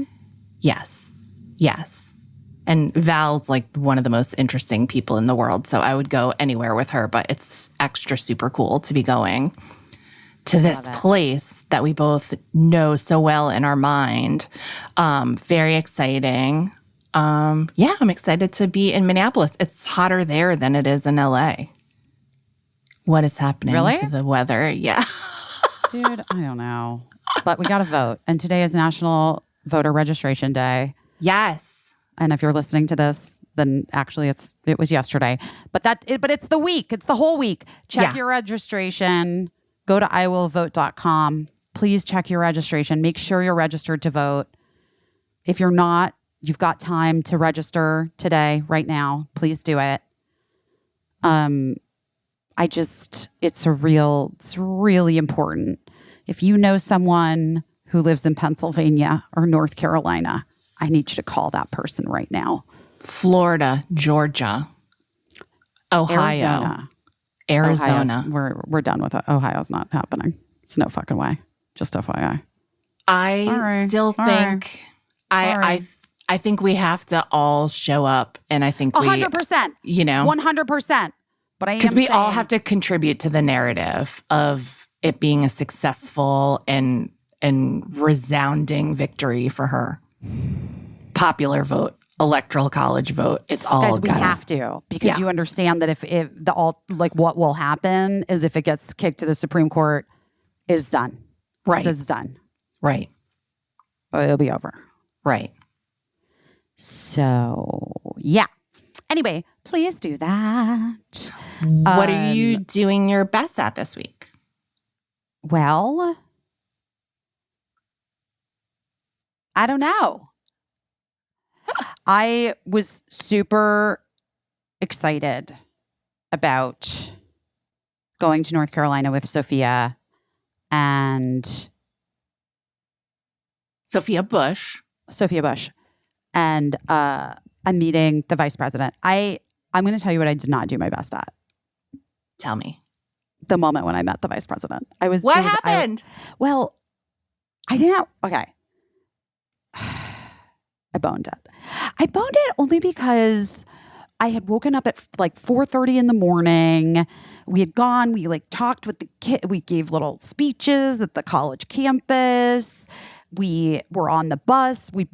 Sophia and I both got bus sick. Oh no! Driving around that bus, I was really weirdly. I hadn't eaten anything, and then I got fried chicken fingers because it was at the stadium. Sure. But that's not for me the meal of my life, No, and not after being bus sick. I know, but can I tell you something? They were delicious. Actually super hot and good chicken fingers. Okay. So I wasn't mad at it, but I felt greasy and weird. It wasn't the right food for the moment. I wasn't really I hadn't really no one had explained to me what was about to happen, because what I thought was happening was that, and you've seen online, because the vice president's social team has like collaborated with me on these posts, which is wild. Do you know what I mean? Like, just incredible. That my understanding of the day and how things were going to happen was that my interaction with her was going to be at the bus the bus, just the bus. And then all of a sudden there was like all this commotion. We're like in this little side room eating chicken fingers, literally, like on chairs. And across from us are like police officers and fire department people, like just kind of looking at us like, who are these weird girls scarfing down chicken fingers?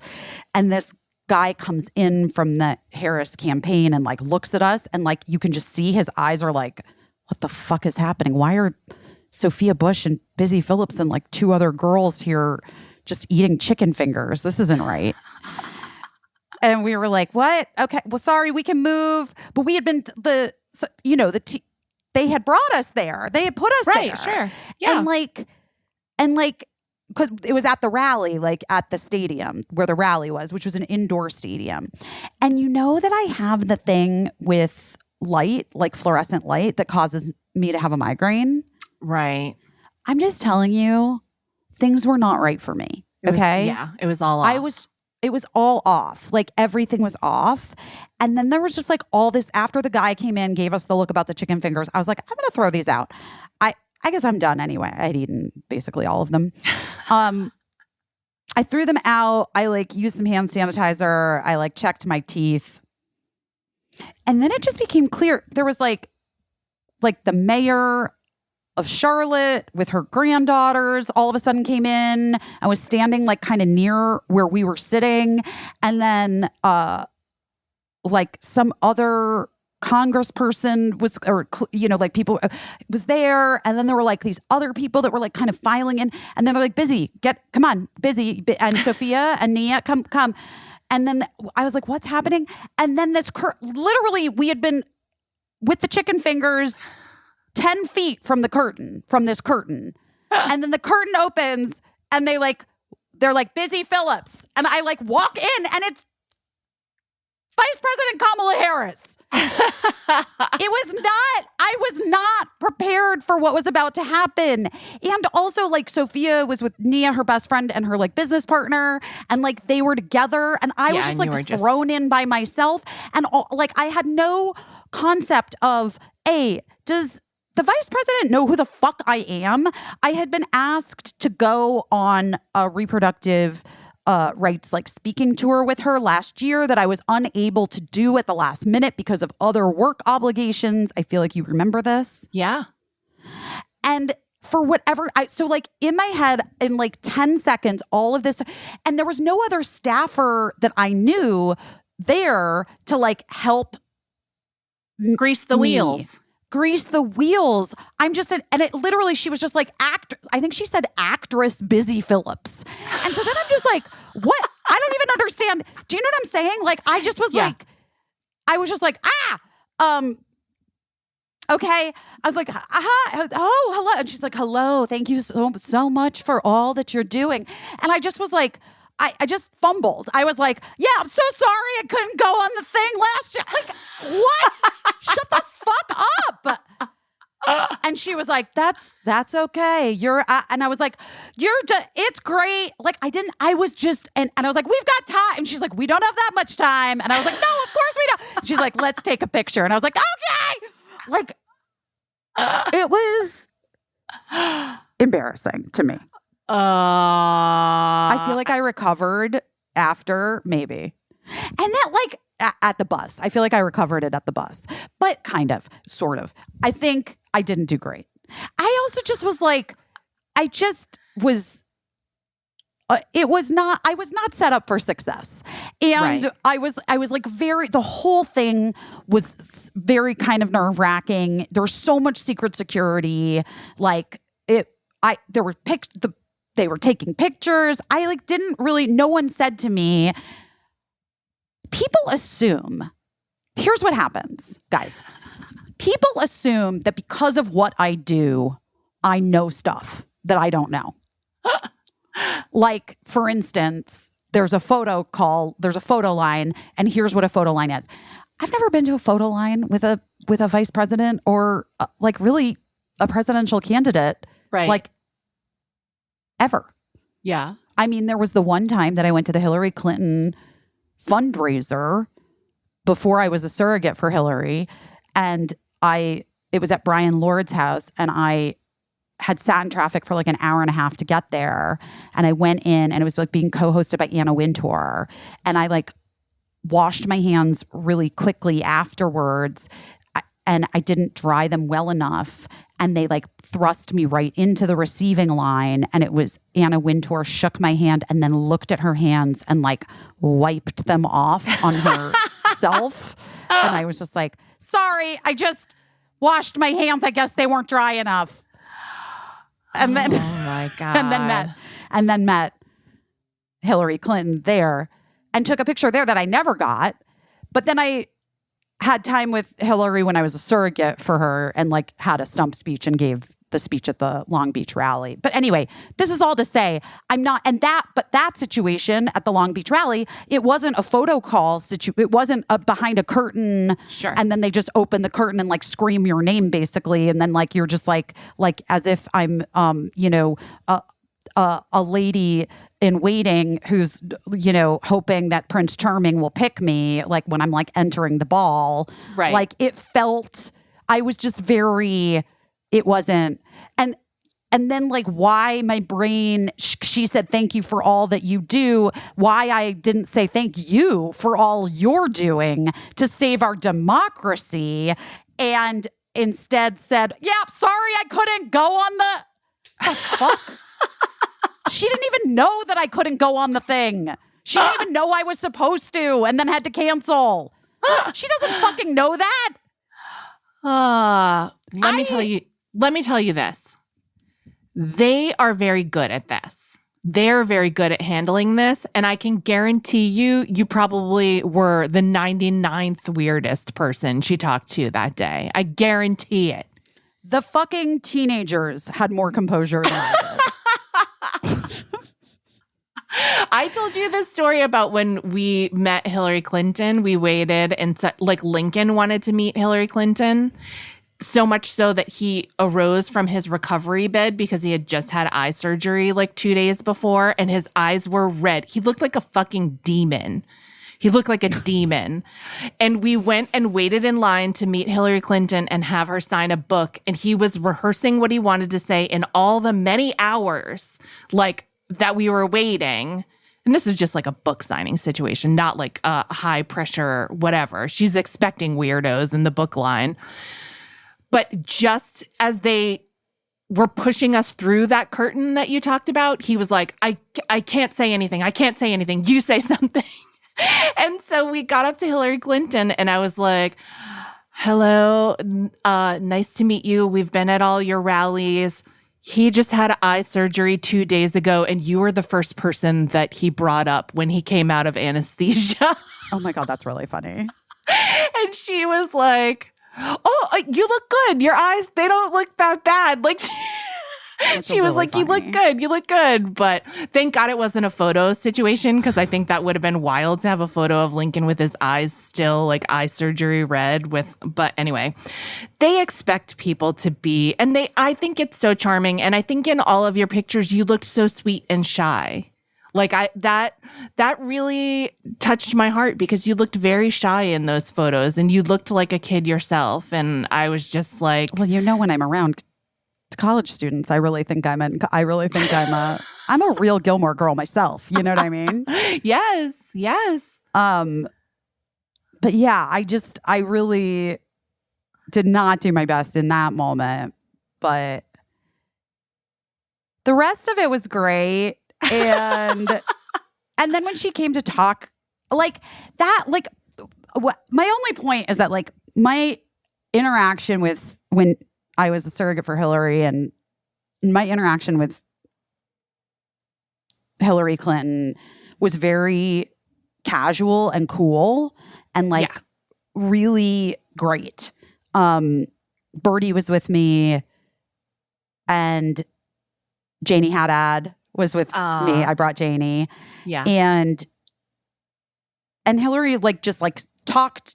It was just like kind of like us talking backstage at this rally that I spoke at before she went up and talked.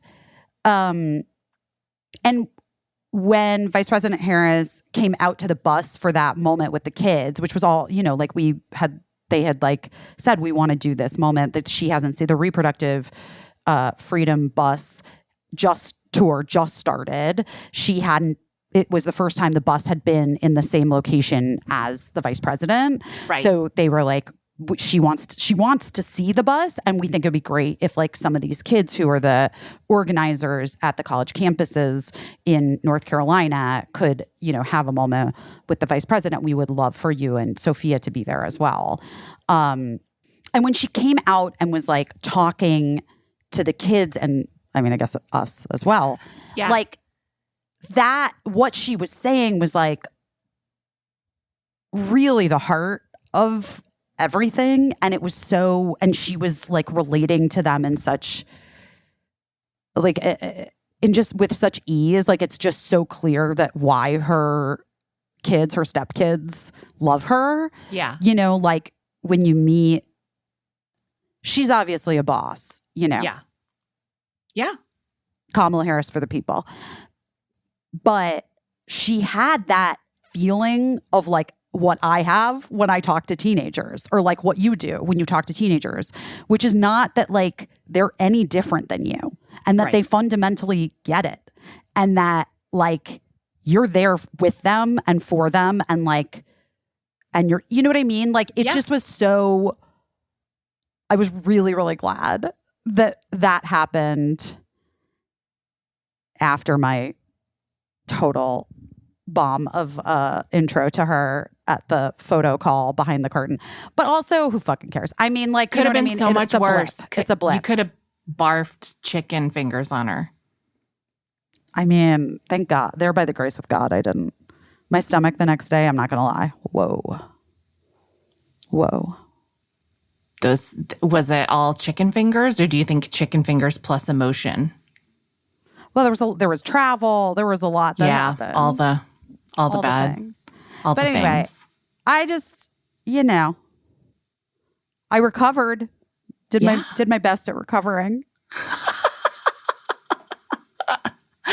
You looked very cute and shy in all the photos, and I thought it was cute. I was like, especially at the bus, like I just wanted the kids to have their moments and feel like they got to say the things they wanted to say, you know? So I was just like trying to be very aware of like helping them if they forgot what it was. You know what I mean? Like one of the kids was like, couldn't remember what year they were in school. Like out of, you know, like out, like just blanked. Like, it, you know. Yeah. But you became the parent in that situation, I think. Well, I was going to say earlier, when you're talking about when you're alone with someone and you're just like, you have nothing to relate to, nothing to grab onto. But when you're in a group like that, like you defaulted to like that parent energy, that protective energy, and wanting it to be. I just wish I like kind of thought that like Sophia and Nia and I were all going in together, and I didn't realize I was like thrust in ahead of them, even if they had gone ahead of me, because Sophia's so good at that stuff, and she's like, she could be a politician. Like I was gonna say, it's kind of in her blood. She has that politician, not politician, but like, because I think people sometimes have a negative connotation with the word politician, but I think that she's very good with the public. That's what I'll say. She makes you feel like she knows you really well, and she's so kind. Like I've only met her a handful of times, and she makes me feel like $1 million, and that's what I associate with. I'm like, I would vote for her. But she's also, and she's also incredibly good at extemporaneously speaking about anything. Yeah. Yeah. Like she is smart. Like quick. Yeah. You know, in a way that like I default to, like like becoming some Rugrats character, you know? People love the Rugrats. No, I mean, I think I'm generally, people get it, like, you know, but then when I'm in situations like that with a world leader, you know, maybe it would have been good not to default to Rugrats. I'm just saying. That is so funny. Well, I'm proud of you. Thank you. I think you've been doing good things, and I'm going to be going out again. I was going to maybe go to Pennsylvania this weekend. I got to check in. I got to see how this eclipse turns out for me. I'm like, did not sleep last night, and I'm feeling a little crazy. I was going to say, that's what I've been doing my best at, is that like this eclipse is supposed to be a big deal for Geminis. So I've been on my Gemini group chat, and we've been reviewing all of the things that you're supposed to review in your past. And what are we supposed to review? How do we know? What do I know? What am I supposed to review? That's a good question. Like you're supposed, like the eclipse is supposed to mirror past eclipses. And so you're supposed to look at where you were at your certain points in your life during those past eclipses. So I wrote down, and there's a lot of like really interesting parallels. So I was supposed to look at what happened in March of 2024. And that's when we were getting ready to do Busy This Week. We were having fittings, and we were talking about guest bookings, and we were doing the set design and the prep. And also I was writing a TV show pitch that I had out, and I was having lots of fun working on that. Can I ask you, is this for everybody that we're supposed to look at this March 2024? This is specifically for Geminis, but I'm betting that there was something for Cancer too that you should be looking at. I was also supposed to look back at 2015 and 2016. No, I think that this is for everyone, because I did read that one as well. Okay. So 2016, I was in contact with both you and Tina Fey, which was interesting. So I remember. There's also a lot of information about what I was talking about, getting jobs for people, like really gunning for people to get hired on things. I also had kind of a big career failure that year, like a rough thing that like I tried to prevent it from happening. It was something that like a collaboration that was a really big deal, and I foresaw something going wrong with it, and I tried to stop it, and everyone, well, yeah, whatever. This is the truth. I tried to say, I don't think this is a good idea. And everybody said, it's not a big deal. It will be fine. And then the thing that I said I foresaw going wrong went spectacularly wrong. And the whole shebang failed because of that. Like it was pulled because of that failure. And I learned a lesson that like, if I have a gut feeling about something, I need to get ready to fight everyone on it and be like, because here's the thing. And sometimes this happens between me and other people too. Like I'll have a gut feeling about something, but I feel like I've honestly come by my gut feelings because of like years of experience and like, and also intuition, but like I have experience.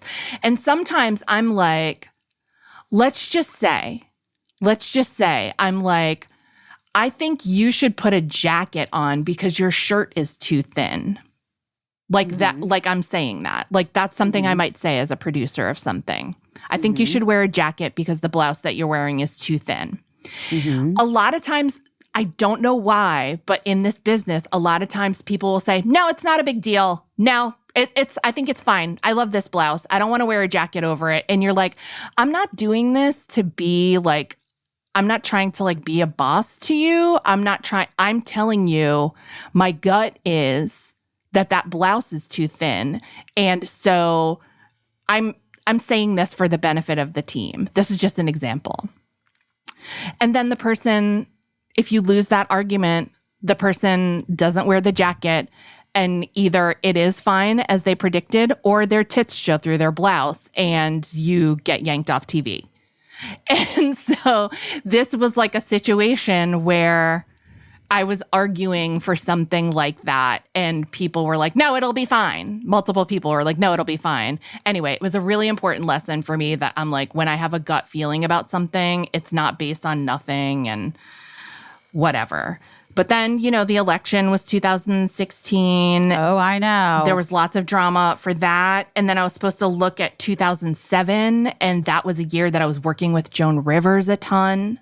Oh, wow. And so I had a lot of, I went back and looked through my emails as how I, refreshed myself. And I had a lot of back and forth with Joan, which was just, lovely to relive.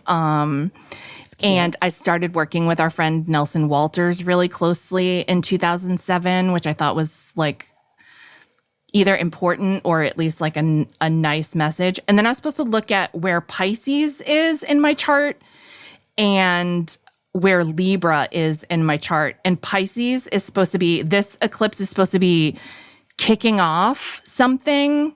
And so Pisces is in my 5th house, and it means that I have intuition, compassion, and creativity, a talent that needs to be discovered and used. And I can look forward to that being kicked off. And then where Libra is in my chart is in the 12th house, and this is supposed to be the end of that cycle. And so the way that I interpreted that is that I had a karmic debt that was making me feel loneliness in this life. And it's because maybe in a past life, I let someone else feel alone, and that karmic debt is supposed to be ending. That's really impressive. There's a lot happening. There's a lot happening. There's a lot to pay attention to. Channy said, for Geminis, we got to take our dreams seriously, have authority over our own life, and be absolutely delusional in the scope of what our dreams are going forward, but also realistic about what it will take to achieve them. And so I'm eclipse aside, I feel like we're all Pisces kind of feeling and what's it. the other one? Virgo? Pisces and Libra. Oh, Libra. Okay. Yeah. So anyway, even if you don't believe in astrology, even if you don't believe in any of this woo stuff, these are all, like I always say about any of this stuff, these are all just useful meditations to have on your own life, and to have, to think about how you want to shape your own destiny going forward, and what you want to say goodbye to, what doesn't serve you any longer, and what you want to be more open to, and what you think will serve you. And I think some people call it manifesting, and some people are like, oh, that's magic. But it's also just acting as if, which a therapist would tell you, when you're seeing the good and seeing the possible, and being rational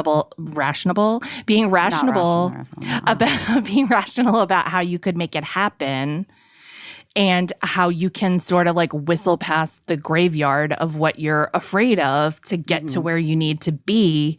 I think that, for some people it's magical. For some people it's just psychology and therapy and handling your shit. But I've been looking at this eclipse with great curiosity, and we'll see how it goes. It's exciting.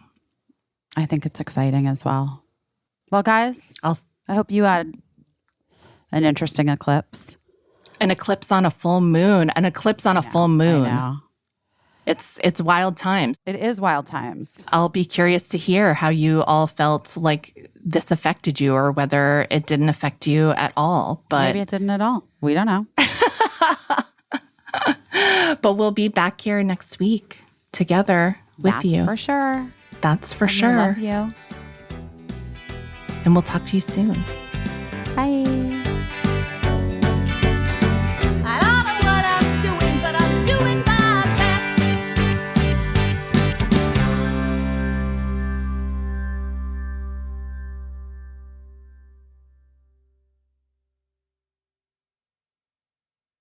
Oh, no.